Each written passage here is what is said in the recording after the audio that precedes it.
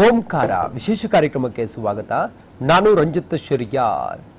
ಮೊನ್ನೆ H D Revanna ಅವರು ನನ್ನದು ಸ್ವಾತಿ ನಕ್ಷತ್ರ, ನನ್ನ ತಂಟೆಗೆ ಬಂದ್ರೆ ನನ್ನ ತಂಟೆಗೆ ಬಂದವರಿಗೆ ತೊಂದರೆ ಆಗುತ್ತೆ, ಸ್ವಾತಿ ನಕ್ಷತ್ರ ಇರೋದ್ರಿಂದ ನನ್ನನ್ನ ಯಾರು ಕೂಡ ಟಚ್ ಮಾಡೋದಕ್ಕೂ ಸಾಧ್ಯ ಇಲ್ಲ ಅನ್ನೋ ಹೇಳಿಕೆಯನ್ನು ಕೊಡ್ತಾರೆ. ನಿಜಕ್ಕೂ ಸ್ವಾತಿ ನಕ್ಷತ್ರ ಅಷ್ಟು ಪವರ್ಫುಲ್ಲಾ? ಸ್ವಾತಿ ನಕ್ಷತ್ರ ಎಷ್ಟು ವಿಶೇಷವಾಗಿದೆ?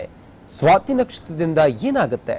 ಇದೆಲ್ಲದರ ಕುರಿತಾಗಿ ಸಂಕ್ಷಿಪ್ತವಾಗಿ ನಾವು ಇವತ್ತು ಚರ್ಚೆ ಮಾಡೋಣ. ಸ್ವಾತಿ ನಕ್ಷತ್ರ ಬಹಳ ಪವಿತ್ರವಾದಂತ ನಕ್ಷತ್ರ. ಸ್ವಾತಿ ನಕ್ಷತ್ರ ಮಾನ್ಯ ಲೋಕೋಪಯೋಗಿ ಸಚಿವರ ನಕ್ಷತ್ರ ಕೂಡ ಸ್ವಾತಿ ನಕ್ಷತ್ರ. ಸ್ವಾತಿ ನಕ್ಷತ್ರ ಅಂತ ಹೇಳಿದ್ರೆ ಅದರದ್ದೇ ಆದಂತ ಕೆಲವೊಂದಿಷ್ಟು ವಿಶೇಷತೆಗಳಿದೆ. ಹಾಗೆ ಸ್ವಾತಿ ನಕ್ಷತ್ರ ಇದ್ದವರನ್ನ ಯಾರು ಕೂಡ ಏನು ಮಾಡ್ಲಿಕ್ಕೆ ಆಗೋದಿಲ್ಲ, ಮಾಟ ಮಂತ್ರ ಅದೆಲ್ಲ ಸ್ವಾತಿ ನಕ್ಷತ್ರಕ್ಕೆ ತಗುಲೋದೇ ಇಲ್ಲ ಅನ್ನೋ ರೀತಿಯಲ್ಲಿ ಬಹಳಷ್ಟು ಚರ್ಚೆಯನ್ನ ಮಾಡೋಣ. ಖಂಡಿತವಾಗ್ಲೂ ಕೂಡ ಮೊನ್ನೆ ಎಚ್ ಡಿ ರೇವಣ್ಣ ಅವರು ಹೇಳಿರುವಂತಹ ಮಾತು, ನನ್ನದು ಸ್ವಾತಿ ನಕ್ಷತ್ರ, ನೀವೇನೇ ನನಗೆ ಕುತಂತ್ರ ಮಾಡಿ ನನಗೇನಾದ್ರೂ ತೊಂದರೆ ಕೊಡೋದಕ್ಕೆ ಬಂದ್ರೆ ಆ ತೊಂದರೆ ನಿಮ್ಗೆ ಆಗುತ್ತೆ ಹೊರತು ನನಗೇನೂ ಆಗೋದಿಲ್ಲ, ನಾನು ಯಾವುದಕ್ಕೂ ಐ ಟಿ ರೇಡ್ ಆಗ್ಲಿ ಅಥವಾ ಯಾವುದಕ್ಕೂ ಕೂಡ ನಾನು ಹೆದರೋದಿಲ್ಲ, ಮಣ್ಣು ಮಸಿ ಅಂತ ಹೇಳಿ ನಾನೇನು ಕೂಡ ತಲೆ ಕೆಡಿಸ್ಕೊಳ್ಳೋದಿಲ್ಲ ಅನ್ನೋ ಮಾತನ್ನು ಕೂಡ ಹೇಳಿದ್ರು. ಖಂಡಿತವಾಗ್ಲೂ ಕೂಡ ಸ್ವಾತಿ ನಕ್ಷತ್ರ ಅಂತ ಹೇಳಿದ್ರೆ ಏನು, ಸ್ವಾತಿ ನಕ್ಷತ್ರದ ವಿಶೇಷತೆ ಏನು, ಸ್ವಾತಿ ನಕ್ಷತ್ರದಿಂದ ಏನೆಲ್ಲ ಉಪಯೋಗ ಆಗುತ್ತೆ, ಸ್ವಾತಿ ನಕ್ಷತ್ರ ಇದ್ದವರಿಗೆ ಬೇರೆಯವ್ರು ಕೆಡುಕು ಮಾಡಿದ್ರೆ ತಗುಲೋದಿಲ್ವಾ, ಅದು ಪುನಃ ಅವರಿಗೆ ತಗುಲುತ್ತಾ? ಇದೆಲ್ಲದ್ರ ಕುರಿತಾಗಿ ನಾವಿವತ್ತು ಚರ್ಚೆ ಮಾಡೋಣ. ನಮ್ಮ ಜೊತೆಯಲ್ಲಿ ಗುರೂಜಿಗಳಿದ್ದಾರೆ. ಮೊದಲಿಗೆ ಗೊಟ್ಟಿಗೆರೆ ಶಿವಣ್ಣ ಅವರು, ನಮಸ್ಕಾರ ಗುರುಗಳೇ, ಕಾರ್ಯಕ್ರಮಕ್ಕೆ ಸ್ವಾಗತ. ಹಾಗೆ ಮಂಜುನಾಥ್ ಭಟ್ರು, ನಮಸ್ಕಾರ ಗುರುಗಳೇ, ಕಾರ್ಯಕ್ರಮಕ್ಕೆ ಸ್ವಾಗತ. ನಾನು ಮೊದಲು ಗೊಟ್ಟಿಗೆರೆ ಶಿವಣ್ಣ ಅವರನ್ನು ಮಾತಾಡ್ತೀನಿ. ಗುರುಗಳೇ, ಸ್ವಾತಿ ನಕ್ಷತ್ರ ಸ್ವಾತಿ ನಕ್ಷತ್ರ ಎಷ್ಟು ವಿಶೇಷವಾಗಿದೆ? ಸ್ವಾತಿ ನಕ್ಷತ್ರ ಅನ್ನೋದಕ್ಕೆ ಮೊದಲು 27 ನಕ್ಷತ್ರಗಳು ಮತ್ತು 9 ಗ್ರಹಗಳು. ಆ 9 ಗ್ರಹಗಳ ಪ್ರಾರ್ಥನೆಯೊಂದಿಗೆ ನಮ್ಮ ಸೂರ್ಯಾಯ ಚಂದ್ರಾಯ ಮಂಗಳಾಯ ಬುಧಾಯ ಚ ಗುರು ಶುಕ್ರ ಶನಿವೃಷ ರಾಹು ಕೇತುವೇ ನಮಃ. ಮತ್ತು ಆ 27 ನಕ್ಷತ್ರಗಳೇನಿದೆ ಆ 27 ನಕ್ಷತ್ರಗಳ ಅಧಿದೇವತೆಗಳು ಮತ್ತು ಉಪದೇವತೆಗಳು ಇವುಗಳಿಗೆ ನಮಸ್ಕಾರ ಮಾಡಿ ಹೇಳೋದಾದ್ರೆ, ಸ್ವಾತಿ ನಕ್ಷತ್ರ ಅಂತಕ್ಕಂಥದ್ದು ರಾಹುವಿನ ಕಂಟ್ರೋಲ್ಗೆ ಬರ್ತಕ್ಕಂಥ ನಕ್ಷತ್ರ. ಏನು 9 ಗ್ರಹಗಳಿದ್ದಾವೆ, 9 ಗ್ರಹಗಳಿಗೆ 27 ನಕ್ಷತ್ರಗಳನ್ನ ನಾವು ಡಿವೈಡ್ ಮಾಡಿದ್ದಾರೆ ನಮ್ಮ ಪೂರ್ವಿಕರು ಅಥವಾ ನಮ್ಮ ಯಾರು ಜ್ಯೋತಿಷ್ಯವನ್ನ ಯಾರ್ಯಾರು ಉಲ್ಲೇಖ ಮಾಡಿದ್ದಾರೆ, ಅತಿರಥ ಮಹಾರಥ ಋಷಿಗಳು ಇವರು ಮಾಡಿದಾಗ ಏನಾಗುತ್ತೆ, ಒಂದೊಂದು ನಕ್ಷತ್ರ ಅನ್ನೋದಕ್ಕಿಂತ 3 ನಕ್ಷತ್ರ ಒಂದೊಂದು ಗ್ರಹಕ್ಕೆ ಬರುತ್ತೆ. ಅದರಲ್ಲಿ ಸ್ವಾತಿ ನಕ್ಷತ್ರ, ಆರಿದ್ರ ನಕ್ಷತ್ರ ಮತ್ತು ಶತತಾರ ನಕ್ಷತ್ರ, ಈ 3 ರಾಹು ನಕ್ಷತ್ರಕ್ಕೆ ಬರುತ್ತೆ. ರಾಹು ಅಂತಕ್ಕಂಥ ಗ್ರಹ ಅನ್ನೋದು ಅದರಲ್ಲಿ ಪುರಾಣಗಳಲ್ಲಿ ಉಲ್ಲೇಖ ಇದೆ. ರಾಹು ಕೇತು ಯಾರು, ಅವ್ರು ಹೆಂಗೆ ಹುಟ್ಟಿದ್ರು, ಈ 7 ಗ್ರಹಗಳ ಜೊತೆ ಅವ್ರು ಹೆಂಗೆ ನವಗ್ರಹಗಳಾದ್ರು ಅಂತ ಅದು ದೊಡ್ಡ ವಿಷಯ ಆಗುತ್ತೆ. ಅದು 1 ಗಂಟೆಯಲ್ಲಿ ಚರ್ಚೆಯಲ್ಲಿ ಮುಗಿಯಲ್ಲ, ಅದಕ್ಕೆ ಬಹಳಷ್ಟು ಕಾಲಾವಕಾಶ ಬೇಕಾಗುತ್ತೆ. ಅದಿರಲಿ, ಈಗ ಪ್ರಮುಖವಾಗಿ ಸ್ವಾತಿ ನಕ್ಷತ್ರಕ್ಕೆ ಬರೋದಾದ್ರೆ, ಸ್ವಾತಿ ನಕ್ಷತ್ರ ಜ್ಯೋತಿಷ್ ಶಾಸ್ತ್ರದಲ್ಲಿ ಒಂದು ಮಾತಿದೆ, ಮಹಾನಕ್ಷತ್ರ ಅಂತನೂ ಇದೆ. ಸ್ವಾತಿ ನಕ್ಷತ್ರ ಒಂದೇ ಮಹಾನಕ್ಷತ್ರ ಅಲ್ಲದೆ ಬೇರೆ ಬೇರೆ ಮಖಾ ನಕ್ಷತ್ರನ ಮಹಾನಕ್ಷತ್ರ ಅಂತಾರೆ. ಇನ್ನು ಕೆಲವು 4 ನಕ್ಷತ್ರಗಳನ್ನ ಮಹಾನಕ್ಷತ್ರ ಅಂತ ಹೇಳ್ತಾರೆ. ಆದರೆ ಸ್ವಾತಿ ನಕ್ಷತ್ರದ ವಿಶೇಷ ಅಂದರೆ ಅದು ತುಲಾ ರಾಶಿಗೆ ಬರುತ್ತೆ. ವಾಯುತತ್ವ ರಾಶಿ ಅದು. ವಾಯುದೇವರನ್ನ ಇವರು ಪೂಜೆ ಮಾಡೋದ್ರಿಂದ, ಆಂಜನೇಯ ವಾಯುದೇವ ಅಂದರೆ ಆಂಜನೇಯನೇ ಆಗ್ತಾನೆ. ವಾಯುತತ್ವ ಗ್ರಹ ಆದ್ದರಿಂದ ಆ ವಾಯುಗೆ ಸಂಬಂಧಪಟ್ಟ ಹಾಗೆ ಅವರು ಆರಾಧನೆ ಮಾಡಿದ್ರೆ ಅವರಿಗೆ ನಿಜವಾಗ್ಲೂ ಒಳ್ಳೆ ಫಲ ಬರುತ್ತೆ ಅಂತ ಹೇಳ್ಬೋದು. ಆದರೆ ಸ್ವಾತಿ ನಕ್ಷತ್ರ ನಿಜವಾಗ್ಲೂ ಸತ್ಯ, ಇವತ್ತು ಜ್ಯೋತಿಷ ಸತ್ಯ, ನವಗ್ರಹಗಳಿದ್ದಾವೆ, 27 ನಕ್ಷತ್ರಗಳಿದ್ದಾವೆ, ಅದರಲ್ಲೇ ವಿಶ್ವದ 750 ಕೋಟಿ ಜನ ಹುಟ್ಟುತ್ತಾರೆ ಮತ್ತೆ ಹೋಗ್ತಾರೆ ಅಂತ ಹೇಳೋದಾದ್ರೆ ನಿಜವಾಗ್ಲೂ ಸ್ವಾತಿ ನಕ್ಷತ್ರದ ಗುಣ, ನಡತೆ, ಸ್ವಭಾವ, ನಡವಳಿಕೆ ಏನಿದೆ ಅದರ ತಕ್ಕಂತೆ ಆ ವ್ಯಕ್ತಿಗಳು ಇರ್ತಾರೆ. ಯಾವುದೇ ಒಂದು ವ್ಯಕ್ತಿ ಸ್ವಾತಿ ನಕ್ಷತ್ರ ಹುಟ್ಟಿದವರು ಹೇಗಿರ್ತಾರೆ ಅಂದ್ರೆ, ಆ ಸ್ವಾತಿ ನಕ್ಷತ್ರದ ಗುಣ, ನಡತೆ, ಸ್ವಭಾವ ಹೇಗಿದೆಯೋ ಹಾಗೆ ಆ ವ್ಯಕ್ತಿಗಳು ಇರ್ತಾರೆ ಅಂತ ಹೇಳ್ಬೋದು. ಆದರೆ ಅದು ದೈವಾಂಶ, ಅದು ಗಣಗಳಲ್ಲಿ ದೈವಾಂಶ ಗಣ ಬರುತ್ತೆ. ಅದು ರಾಕ್ಷಸಾಂಶ ಬಹಳಷ್ಟು ಇದ್ದೇ ಇರುತ್ತೆ, ಯಾಕಂದರೆ ರಾಕ್ಷಸ ಗ್ರಹ ರಾಹು ಅದರಿಂದ. ಆದರೂ ಸಹ ಶುಕ್ರ ಆ ತುಲಾರಾಶಿಗೆ ಸ್ವಾತಿ ನಕ್ಷತ್ರ ಬರೋದ್ರಿಂದ ಶುಕ್ರ ಅದರ ಆಧಿಪತ್ಯವನ್ನು, ಆ ರಾಶಿಯ ಆಧಿಪತ್ಯವನ್ನು ವಹಿಸೋದ್ರಿಂದ ಶುಕ್ರನೂ ಸಹ ರಾಕ್ಷಸರು ಅಂತ ಏನಿದ್ರು ಪುರಾಣಗಳಲ್ಲಿ ಅವರಿಗೆ ಅಧಿದೇವತೆ. ನವಗ್ರಹಗಳಲ್ಲಿ ಗುರು ಅಂತಕ್ಕಂಥ ಗ್ರಹ ದೇವಾನುದೇವತೆಗಳ ಆಧಿಪತ್ಯ ವಹಿಸಿದ್ರೆ ಶುಕ್ರ ಅಂತಕ್ಕಂಥ ಗ್ರಹ ರಾಕ್ಷಸರ ಆಧಿಪತ್ಯ ವಹಿಸುತ್ತೆ ಅಂತ ನೋಡಿ. ವಿಶೇಷವಾಗಿ ನಾವೀಗ ಸ್ವಾತಿ ನಕ್ಷತ್ರದಲ್ಲೇ ಮಾತಾಡ್ತಾ ಇರೋದ್ರಿಂದ ಸ್ವಾತಿ ನಕ್ಷತ್ರ ಅಂತ ಅದ್ರ ಬಗ್ಗೆ ನಾವು ಉಲ್ಲೇಖ ಮಾಡೋದಾದ್ರೆ ನಿಜವಾಗ್ಲೂ ನಾನು ಮೊದಲೇ ಹೇಳಿದಾಗೆ ಅದರ ಗುಣ, ನಡತೆ, ಸ್ವಭಾವಕ್ಕೆ ತಕ್ಕಂತೆ ಆ ವ್ಯಕ್ತಿಗಳಿರ್ತಾರೆ ಅಂತ ಒಂದು. ಮತ್ತು ನೋಡಿ, ನಾವೀಗ ರೇವಣ್ಣವರು ಈ ಹೇಳಿದ್ರು ಆ ಸ್ವಾತಿ ನಕ್ಷತ್ರ ರೇವಣ್ಣವರು ಅನ್ನೋದಕ್ಕೆ ಖಂಡಿತವಾಗ್ಲೂ 100ಕ್ಕೆ 100 ಭಾಗ ಆ ಸ್ವಾತಿ ನಕ್ಷತ್ರದ ಗುಣ ನಡತೆ ಸ್ವಭಾವಕ್ಕೆ ತಕ್ಕಂತೆ ರೇವಣ್ಣವರ ಒಂದು ಚಲನವಲನ, ವ್ಯಕ್ತಿತ್ವ, ಮಹತ್ವ, ನಡತೆ ಇರುತ್ತೆ. ಆದರೆ ಸ್ವಾತಿ ನಕ್ಷತ್ರ ಒಂದೇ ಮನುಷ್ಯನ ಜೀವನವನ್ನು ರೂಪಿಸಲ್ಲ. ಪ್ರತಿಯೊಬ್ಬ ಮನುಷ್ಯನಿಗೂ ಅವನು ಹುಟ್ಟಿರ್ತಕ್ಕಂಥ ಲಗ್ನ ಏನಿದೆ, ಲಗ್ನನೇ ಪ್ರಾಧಾನ್ಯತೆಯನ್ನು ಕೊಡುತ್ತೆ.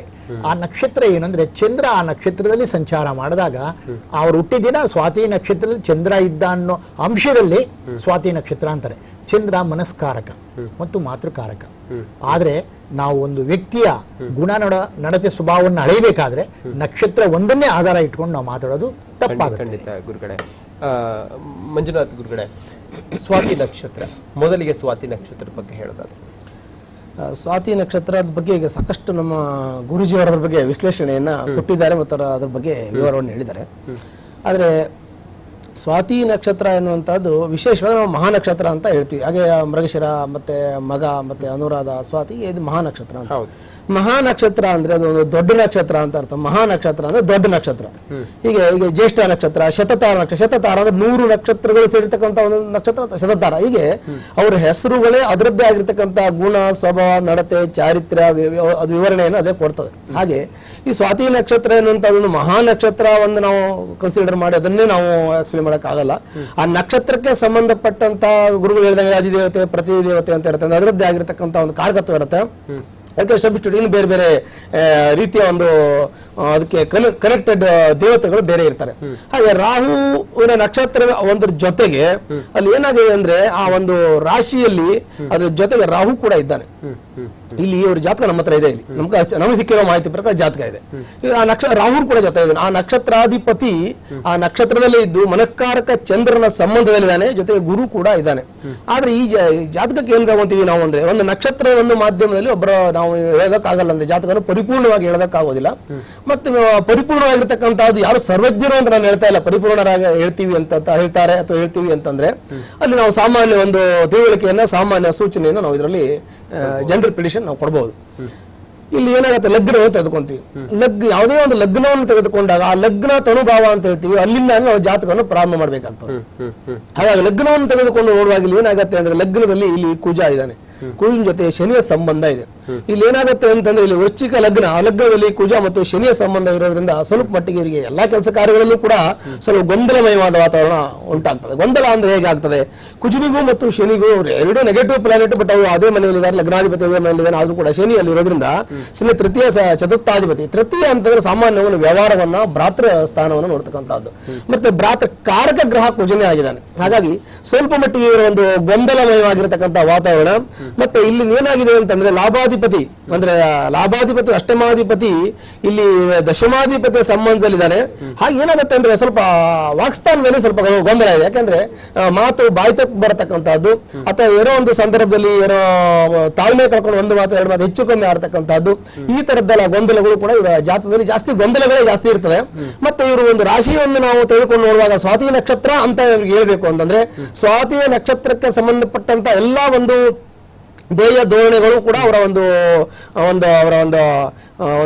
ಇದರಲ್ಲಿ ಅವರ ಚಲನವಲನ, ಅವ್ರು ಮಾಡ್ತಕ್ಕಂಥ ಒಂದು ಕೆಲಸ ಕಾರ್ಯ ಉದ್ಯೋಗ ಎಲ್ಲವನ್ನೂ ಕೂಡ ಆ ರೀತಿ ಒಂದು ಗುಣಲಕ್ಷಣಗಳು ನಮಗೆ ಕಂಡು ಬರ್ತಕ್ಕಂಥದ್ದು.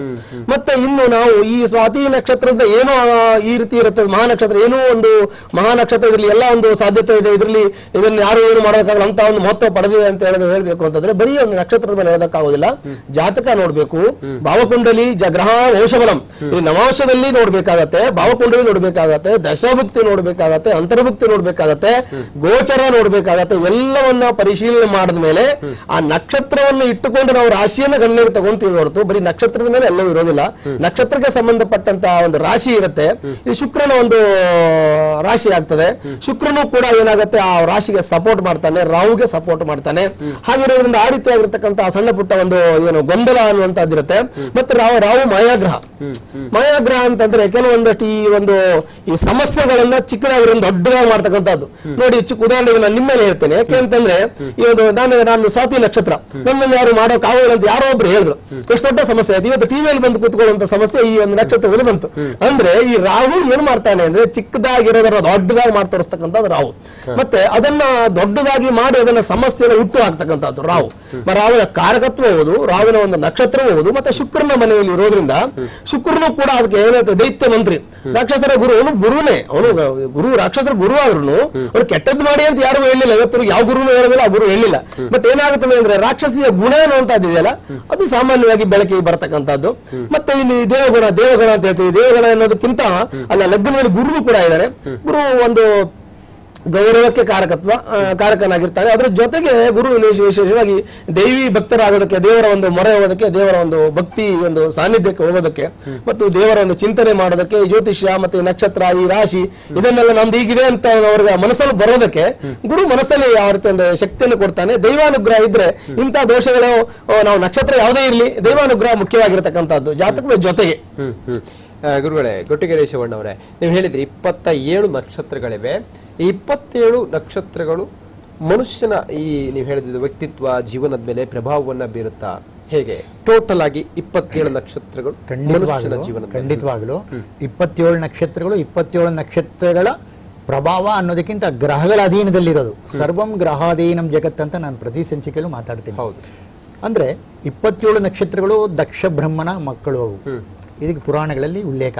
ಆ 27 ನಕ್ಷತ್ರಗಳ 360 ಡಿಗ್ರಿನಲ್ಲಿ ಡಿವೈಡ್ ಆಗಿ ಒಂದೊಂದು ರಾಶಿಗೆ 12 ತಿಂಗಳು, 12 ಲಗ್ನ, 12 ಮಾಸ ಅಂತ ಏನ್ ಮಾಡಿದ್ದಾರೆ. 12 ಅಂತಕ್ಕಂಥದ್ದು 30 ಡಿಗ್ರಿಗೆ, 30 ಡಿಗ್ರಿ ಇಂಟು 12 ಅಂದ್ರೆ 360 ಡಿಗ್ರಿ. ಆ 360 ಡಿಗ್ರಿ ಕಾಲ್ಪನಿಕ ರೇಖೆ ಏನಿದೆ, ಇದರಲ್ಲಿ 27 ನಕ್ಷತ್ರ ಆಗಿ ಅದರಲ್ಲಿ 2 ಕಾಲು ನಕ್ಷತ್ರ ಒಂದು ರಾಶಿಗೆ ಬಂದು ಒಂದೊಂದು ನಕ್ಷತ್ರಗಳು ತನ್ನದೇ ಆದ ಪ್ರಭಾವವನ್ನ, ತನ್ನದೇ ಆದ ಮಹತ್ವವನ್ನ, ತನ್ನದೇ ಆದ ಮೌಲ್ಯಗಳಿದೆಯಲ್ಲ, ಅದ್ರ ಪ್ರಕಾರ ಪ್ರತಿಯೊಬ್ಬ ವ್ಯಕ್ತಿಯೂ ಇರ್ತಾನೆ. ಆದ್ರೆ ನಕ್ಷತ್ರ ಒಂದೇ ಜೀವನವನ್ನ ರೂಪಿಸಲ್ಲ. ಜ್ಯೋತಿಷ್ ಶಾಸ್ತ್ರ ಏನು ಅಂದ್ರೆ ಜೀವನವನ್ನ ಪ್ರತಿಯೊಬ್ಬ ಮನುಷ್ಯ ರೂಪಿಸ್ಕೊಳ್ಳೋದಕ್ಕೆ ಇರ್ತಕ್ಕಂಥ ಒಂದು ಸಾಧನ ಇದು. ಅಂದ್ರೆ ಮುಂದೆ ಆಗತಕ್ಕಂಥ ಎಲ್ಲ ಅವಘಡಗಳು ಏನಿದೆ, ಅಥವಾ ಮುಂದೆ ಬರತಕ್ಕಂಥ ಒಳ್ಳೇದು, ಮುಂದೆ ಬರತಕ್ಕಂಥ ಕೆಟ್ಟು ಮುನ್ಸೂಚನೆಗಳನ್ನ ಜ್ಯೋತಿಷ್ಯದಲ್ಲಿ ತಿಳ್ಕೊಬಹುದು. ಅದರಿಂದ ಜೀವನವನ್ನ ರೂಪಿಸ್ಕೊಬಹುದು ಈ ಜ್ಯೋತಿಷ್ಯ ಕಲಿಯೋದ್ರಿಂದ. ಮತ್ತು 27 ನಕ್ಷತ್ರಗಳು ತನ್ನದೇ ಆದ ಮಹತ್ವವನ್ನ ಹೊಂದಿದೆ. ಒಂದೊಂದು ನಕ್ಷತ್ರನು ಬೇರೆ ಬೇರೆ ಬೇರೆ ಬೇರೆ ಬೇರೆ ಬೇರೆ ರೀತಿ ಇರುತ್ತೆ. ಆದ್ರೆ ನಕ್ಷತ್ರ ಒಂದೇ ಅಲ್ಲ. ಆ ಲಗ್ನ ಮತ್ತು ಆತ್ಮಕಾರಕ ರವಿ ಅಂತ ಯಾರಿದ್ದಾರೆ, ರವಿ ಪ್ರಧಾನ ಇಲ್ಲಿ. ರವಿ ಎಲ್ಲಿದ್ದಾನೆ ಅನ್ನೋದ್ರ ಮೇಲೆ ಎಲ್ಲರ ಜೀವನ ನಿಂತಿರುತ್ತೆ. ಅವನ ಆತ್ಮ ಎಷ್ಟು ಒಳ್ಳೇದು ಎಷ್ಟು ಕೆಟ್ಟದ್ದು ಅಂತ ಹೇಳ್ಬೋದು. ಅದು ನೋಡಿ, ಸೈನ್ಸ್ ಅಲ್ಲಿ ಹೇಳಕ್ ಆಗಲ್ಲ ಇದನ್ನ. ಆತ್ಮದ ಬಗ್ಗೆ ಸೈನ್ಸ್ ಅಲ್ಲಿ ನಾವು ಮಾತಾಡಕ್ ಆಗಲ್ಲ, ಮತ್ತು ಮನಸ್ಸಿನ ಬಗ್ಗೆ ಸೈನ್ಸ್ ಅಲ್ಲಿ ನಾವು ಮಾತಾಡಕ್ ಆಗಲ್ಲ. ಮನಸ್ಕಾರಕ ಚಂದ್ರ, ಆತ್ಮಕಾರಕ ರವಿ, ಸಂಬಂಧಕಾರಕ ಬುಧ, ಸಾಮರ್ಥ್ಯಕಾರಕ ಕುಜ, ಹಿಂಗೆ ಅವರವರವರೊಂದು ಏನು ಗ್ರಹಗಳ ಒಡನಾಟ ಏನಿದೆ, ಆ ಗ್ರಹಗಳ ಆತ್ಮಸ್ಥೈರ್ಯ, ಅದು ಗ್ರಹಗಳ ಒಳಗೆ ಇರತಕ್ಕಂಥ ಶಕ್ತಿ ಏನಿದೆ, ಅದು ಪ್ರತಿಯೊಬ್ಬ ಮನುಷ್ಯನಲ್ಲೂ ಪ್ರತಿಬಿಂಬಿಸ್ತಾ ಹೋಗುತ್ತೆ. ಅಂದ್ರೆ ಬಹಳಷ್ಟು ಚೆನ್ನಾಗಿ ಹೇಳ್ಬೋದು ನೋಡಿ. 104 ಸೀಟ್ ತಗೊಂಡು ಸಹ ಯಡಿಯೂರಪ್ಪರು ಸರ್ಕಾರ ರಚನೆ ಮಾಡಕ್ ಆಗ್ಲಿಲ್ಲ, ಉದಾಹರಣೆ ಕೊಡೋದಾದ್ರೆ. ಯಾಕಂದ್ರೆ ಅವರ ಲಗ್ನಕ್ಕೆ ಚಂದ್ರ ವ್ಯಯಸ್ಥಾನದಲ್ಲಿದ್ದಾನೆ, ಚಂದ್ರ ನಿರ್ಬಲ ಅಲ್ಲಿ, ಅವರಿಗೆ ಅದೇ ದಿವಸ ನಡೀತಾ ಇದೆ. ಆದ್ರಿಂದ ಅವ್ರಿಗೇನು ಮಾಡಕ್ ಆಗ್ಲಿಲ್ಲ. ಮತ್ತೆ 80 ಸೀಟ್ ತಗೊಂಡು ಸಹ ಕಾಂಗ್ರೆಸ್ 36 ಸೀಟ್ ತಗೊಂಡಿರೋ ಕುಮಾರಸ್ವಾಮಿ ಅವರಿಗೆ ಯಾಕೆ ಸಪೋರ್ಟ್ ಮಾಡ್ತು ಅಂದ್ರೆ, ನೋಡಿ, ಗ್ರಹಗಳು ತನ್ನ ದಶಾಭುಕ್ತಿಯಲ್ಲಿ ಫಲಗಳನ್ನ ಕೊಡ್ತವೆ ಅಂತ. ಇವತ್ತು DK ಶಿವಕುಮಾರ್ ಅವ್ರಿಗೆ ಶನಿ ದಿಸೆ ನಡೀತಿದೆ, ಶನಿ ಸ್ವಂತ ಮನೇಲೇ ಇದೆ, ಜೊತೆಲಿ ಗುರು ಇದೆ. ನಾವು ನಿಜ ಹೇಳ್ಬೇಕಾದ್ರೆ ಶನಿ ಗುರು ಕಾಂಬಿನೇಷನ್ ಇದೆ, ಅದು ಒಳ್ಳೇದಲ್ಲ ಅಂತ ಜ್ಯೋತಿಷ್ ಶಾಸ್ತ್ರದ ಉಲ್ಲೇಖ. ಆದ್ರಿಂದ ಇವರೇ ಸ್ವತಃ ಸರ್ಕಾರ ರಚನೆ ಮಾಡಕ್ ಆಗ್ಲಿಲ್ಲ, ಅವ್ರಿಗೆ ಸಪೋರ್ಟ್ ಮಾಡಿದ್ರು. ಅಂದ್ರೆ ನಾನು ಗ್ರಹಗಳ ವಿಶ್ಲೇಷಣೆ ಮತ್ತು ನಕ್ಷತ್ರಗಳ ವಿಶ್ಲೇಷಣೆ ನಾನು ಉದಾಹರಣೆ ಸಮೇತ ಹೇಳ್ತಾ ಇದ್ದೀನಿ. ಯಾಕಂದ್ರೆ ಇದು ವಾಸ್ತವಾಂಶ, ಇದು ಸತ್ಯ. ಯಾರು ನಂಬಲಿ ಯಾರು ನಂಬದೇ ಹೋಗ್ಲಿ, ಜ್ಯೋತಿಷ್ಯ ತನ್ನದೇ ಆದ ದಾರಿಯಲ್ಲಿ ಕೆಲಸ ಮಾಡ್ಕೊಂಡು ಹೋಗ್ತಾ ಇರುತ್ತದು, ನೀವು ನಂಬಲೇಬೇಕಾಗಿಲ್ಲ. ಆದ್ರೆ ಕುಮಾರಸ್ವಾಮಿ ಅವರಿಗೆ ಗುರುಬಲ ಇಲ್ಲ, ಶನಿ ಬಲ ಇಲ್ಲ, ದಶಾನಾಥ ಚೆನ್ನಾಗಿಲ್ಲ, ಭುಕ್ತಿನಾಥ ಚೆನ್ನಾಗಿಲ್ಲ. ಆದರೆ ಅವರ ದೈವಾನುಗ್ರಹ ಏನಿದೆ, ದೈವಬಲ ಏನಿದೆ, ಅದು ಎಲ್ಲ ಗ್ರಹಗಳನ್ನ ಪಕ್ಕಕ್ಕೆ ತಳ್ಳಿ ಅವರನ್ನ ಒಂದು ಒಳ್ಳೆ ರೀತಿಯಲ್ಲಿ ಕರ್ಕೊಂಡು ಹೋಗಕ್ಕೆ ಅವರ ಪೂಜೆ ಪುರಸ್ಕಾರ ಹೋಮ ಹವನ ಏನು ನಾವು ವಾಹಿನಿಗಳಲ್ಲಿ ಹೇಳ್ತೀರಾ ನೀವು, ಟೆಂಪಲ್ ರನ್ ಅಂತ, ಆ ದೇವಾಲಯಗಳ ದರ್ಶನ ಅವರಿಗೆ ಆ ಒಂದು ಯೋಗವನ್ನು ಕೊಟ್ಟಿದೆ ಅಂತ ಹೇಳ್ಬೋದು. ಅಂದ್ರೆ ನಾನು ಇಂದಿನ ಸಂಚಿಕೆಯಲ್ಲಿ ಹೇಳಿದೆ, ಪ್ರತಿಯೊಬ್ಬ ಮನುಷ್ಯ ಗ್ರಹಗಳ ಅಧೀನವಾಗಿ ಬದುಕಬೇಡಿ, ಗ್ರಹಗಳನ್ನ ಅಧೀನದಲ್ಲಿ ಇಟ್ಕೊಂಡು ಬದುಕಿ ಅಂತ. ಗ್ರಹಗಳನ್ನ ನಮ್ಮ ಅಧೀನದಲ್ಲಿ ಇಟ್ಕೊಳ್ಳೋದು ಅಂದ್ರೆ ನಾವು ಹೆಚ್ಚಿನ ಎಫರ್ಟ್ಸ್ ನಾವು ಆ ಗ್ರಹಗಳು ಮೀರಿ ನಾವು ದೈವಾನುಗ್ರಹಕ್ಕೆ ನಾವು ಪಾತ್ರರಾದಾಗ ದೈವಾನುಗ್ರಹ ಸಿಗುತ್ತೆ. ನಮಗೆ ಎಲ್ಲ ಅಧಿಕಾರ, ಹಣ, ರೋಗ, ನಮ್ಮ ಏನೆಲ್ಲ ಇದೆ ಆ ಎಲ್ಲ ಅವಘಡಗಳನ್ನು ಮುಂದೂಡಬಹುದು ಅಂತ ಹೇಳ್ಬೋದು. ಹೀಗೆ 27 ನಕ್ಷತ್ರಗಳು, ಆ 27 ನಕ್ಷತ್ರಗಳಲ್ಲೂ ಸ್ವಾತಿ ನಕ್ಷತ್ರ, ಶತತಾರ ನಕ್ಷತ್ರ ಮತ್ತು ಆರಿದ್ರ ನಕ್ಷತ್ರ ನೋಡಿ ಎಷ್ಟು ಚೆನ್ನಾಗಿದೆ ಅಂದ್ರೆ, ದೇವೇಗೌಡರ ಕುಟುಂಬದಲ್ಲಿ ದೇವೇಗೌಡರು ಕುಂಭರಾಶಿ ಶತತಾರ ನಕ್ಷತ್ರ, ಕುಮಾರಸ್ವಾಮಿಯವರು ಆರಿದ್ರ ನಕ್ಷತ್ರ ಮಿಥುನ್ ರಾಶಿ, ರೇವಣ್ಣವರು ಸ್ವಾತಿ ನಕ್ಷತ್ರ ತುಲಾರಾಶಿ. ತಾತ ಮಗ ಮೊಮ್ಮಗ ಅಂತ ಏನು ತ್ರಿಕೋನ ಸ್ಥಾನಗಳು ಅಂತ ನಾವು ಗುರ್ತು ಮಾಡ್ತೀವಿ, ಆ ರೀತಿಯಲ್ಲಿ ಈ 3 ನಕ್ಷತ್ರಗಳು ರಾಹು ನಕ್ಷತ್ರಗಳೇ. 3 ನಕ್ಷತ್ರ ರಾಹು ನಕ್ಷತ್ರನೇ. ಮತ್ತೆ 3 ನಕ್ಷತ್ರ ಒಂದಕ್ಕೊಂದು ಪೂರಕ, ಅವರಿಗೆ ಇವ್ರ ಸಪೋರ್ಟು, ಇವ್ರಿಗೆ ಅವ್ರ ಸಪೋರ್ಟು. ಈ ರೀತಿ ಎಷ್ಟು ಚೆನ್ನಾಗಿ ಜ್ಯೋತಿಷ್ಯವನ್ನ ಸಮರ್ಥನೆ ಮಾಡಿ ಹೇಳೋದಕ್ಕೆ ಈ ಒಂದು ಕುಟುಂಬದ ವ್ಯವಸ್ಥೆಯಲ್ಲಿ ಇವರ ಜಾತಕಗಳನ್ನು ನಾವು ಉದಾಹರಣೆಗೆ ತಗೊಂಡು ಹೇಳ್ಬೋದು ಅಂತ. ಅಂದ್ರೆ ಅವರಿಗೆ ಆರಿದ್ರ ನಕ್ಷತ್ರ, ಇವರಿಗೆ ಸ್ವಾತಿ ನಕ್ಷತ್ರ, ಇವರಿಗೆ ಶತತಾರ ನಕ್ಷತ್ರ, ತ್ರಿಕೋನ ಅಂತ ಏನ್ ಬರುತ್ತೆ 1, 5, 9 ಅಂತ ನಾವು ಹೇಳ್ತೀವಿ ಜ್ಯೋತಿಷ್ಶಾಸ್ತ್ರದಲ್ಲಿ. 1, 5, 9 ಇದು ಮಹಾ ಗ್ರೇಟ್. ಯಾವುದೇ ಒಂದು ವ್ಯಕ್ತಿಗೆ 1ನೇ ಮನೆ, 5ನೇ ಮನೆ, 9ನೇ ಮನೆ ಚೆನ್ನಾಗಿದ್ದಾಗ ಆ ವ್ಯಕ್ತಿಗೆ ಏನೇ ಯೋಗಗಳು ಇಲ್ಲದೆ ಹೋದ್ರು ಜೀವನದಲ್ಲಿ ಬದುಕೊಳ್ತಾನೆ ಅಂತ. ಆ 1, 5, 9ರ ಮನೆ ಅಧಿಪತಿಗಳು ಚೆನ್ನಾಗಿಲ್ಲದೆ ಇದ್ದಾಗ ಅವನು ಏನೆಲ್ಲ ಯೋಗ ಇದ್ರು ಯಾವುದೇ ಅಧಿಕಾರ ಸಿಗಲ್ಲ, ಹಣ ಇರಲ್ಲ, ಈ ರೀತಿ ಇರುತ್ತೆ ಅಂತ. ಹಾಗೆ ಲಗ್ನಗಳು ಮತ್ತು ರಾಶಿಯಲ್ಲಿರ್ತಕ್ಕಂಥ ರವಿ ಮತ್ತು ಚಂದ್ರ ಅದೇ ನಕ್ಷತ್ರ. ಚಂದ್ರ ಪ್ರತಿದಿನ ಒಂದೊಂದು ನಕ್ಷತ್ರನ ಬದಲಾವಣೆ ಮಾಡ್ಕೊಂಡು ಹೋಗ್ತಾ ಇರ್ತಾನೆ. ಒಂದು ನಕ್ಷತ್ರದ ಅವಧಿ 24 ಗಂಟೆ ಇರುತ್ತೆ. ಒಂದು ನಕ್ಷತ್ರದ ಅವಧಿ 24 ಗಂಟೆ. 24 ಗಂಟೆ ಬೆಳಗ್ಗೆಯಿಂದ ರಾತ್ರಿ ಇರ್ಬೋದು, ರಾತ್ರಿಯಿಂದ ಬೆಳಗ್ಗೆ ಇರ್ಬೋದು. ಈಗ ನಾವು ಮಾತಾಡ್ತಿರೋ ಸಮಯಕ್ಕೆ ನಿನ್ನೆ ಪೂರ್ವಾಷಾಢ ನಕ್ಷತ್ರ ಇತ್ತು, ಇವತ್ತು ಉತ್ತರಾಷಾಢ ರವಿ ನಕ್ಷತ್ರ. ಇವತ್ತು ನಾವು ಮಾತಾಡ್ತಿರೋ ಸಮಯ ರವಿ ನಕ್ಷತ್ರದಲ್ಲಿ ಇದೀವಿ, ನಾವು ಮಾತಾಡ್ತಾ ಇದೀವಿ. ಹಂಗೆ ಚಂದ್ರ ತನ್ನ ಚಲನೆಯಲ್ಲಿ ಸಂಚಾರ ಮಾಡುವಾಗ ಯಾವ ನಕ್ಷತ್ರದಲ್ಲಿ ಇರ್ತಾನೋ ಆವತ್ತು ಆ ನಕ್ಷತ್ರ ಇರುತ್ತೆ ಅಂತ. ಹಂಗೆ ಆ 27 ನಕ್ಷತ್ರಗಳಲ್ಲಿ ಚಂದ್ರನ ಚಲನೆ ಏನಿದೆ ಅದನ್ನ ಅನುಸರಿಸಿ ಇಡೀ ವಿಶ್ವದ ಸಮಸ್ತ ಸಮಾಜದ ಇಡೀ ಕುಟುಂಬದ ಎಲ್ಲಾ ವ್ಯಕ್ತಿಗಳ ಜೀವನ ಮತ್ತು ಅವರ ಆತ್ಮಸ್ಥೈರ್ಯ ನಿಂತಿರುತ್ತೆ ಅಂತ ಖಂಡಿತವಾಗ್ಲೂ ಹೇಳಿ. ಚಂದ್ರನ ಚಲನೆ ಮೇಲೆ ನಿಂತಿರುತ್ತೆ. ಖಂಡಿತ ಗುರುಗಳೇ. ಡಾಕ್ಟರ್ ಮಂಜುನಾಥ್ ಭಟ್ ಅವರೇ, ಇಲ್ಲಿ ರಾಶಿ ಮತ್ತೆ ನಕ್ಷತ್ರ ಇದು ಮನುಷ್ಯನ ಜೀವನದ ಮೇಲೆ ಎಷ್ಟು ಮಟ್ಟಿಗೆ ಪ್ರಭಾವ ಬೀರುತ್ತೆ? ಖಂಡಿತವಾಗಿಯೂ ಪ್ರತ್ಯಕ್ಷಂ ಜ್ಯೋತಿಷಂ ಶಾಸ್ತ್ರಂ. ಜ್ಯೋತಿಷ್ಯ ಶಾಸ್ತ್ರವು ಒಂದು ಪ್ರತ್ಯಕ್ಷವಾದ ಒಂದು ಶಾಸ್ತ್ರ. ಯಾಕೆಂದ್ರೆ ನಮ್ಮ ಒಂದು ಪಂಚಾಂಗದಲ್ಲಿ ಹೇಳುವ ರೀತಿಯಲ್ಲಿ ನಾವು ಸೂರ್ಯನನ್ನ ಚಂದ್ರನನ್ನ ಒಂದು ಕೇಂದ್ರವಾಗಿಟ್ಟುಕೊಂಡು ನಾವು ನೋಡುವಾಗ ಮನಃಕಾರಕ ಚಂದ್ರನು ಮತ್ತು ಆತ್ಮಕಾರಕ ರವಿ, ವಿಶೇಷವಾಗಿ ನಮಗೆ ಬಿಸಿಲು ಅನ್ನುವಂಥದ್ದು, ಶಾಖ ಎನ್ನುವಂಥದ್ದು ಮನುಷ್ಯನಿಗೆ ಭೂಮಿ ಮೇಲೆ ಬೇಕೇ ಬೇಕು. ಶಾಖ ಇಲ್ಲದೆ ಇರೋದಕ್ಕಾಗಲ್ಲ. ಹಾಗಂತ ಶಾಖ ಜಾಸ್ತಿ ಇದ್ರೂ ಆಗೋದಿಲ್ಲ, ಶೀತ ಎನ್ನುವಂಥದ್ದು ಬೇಕೇ ಬೇಕು.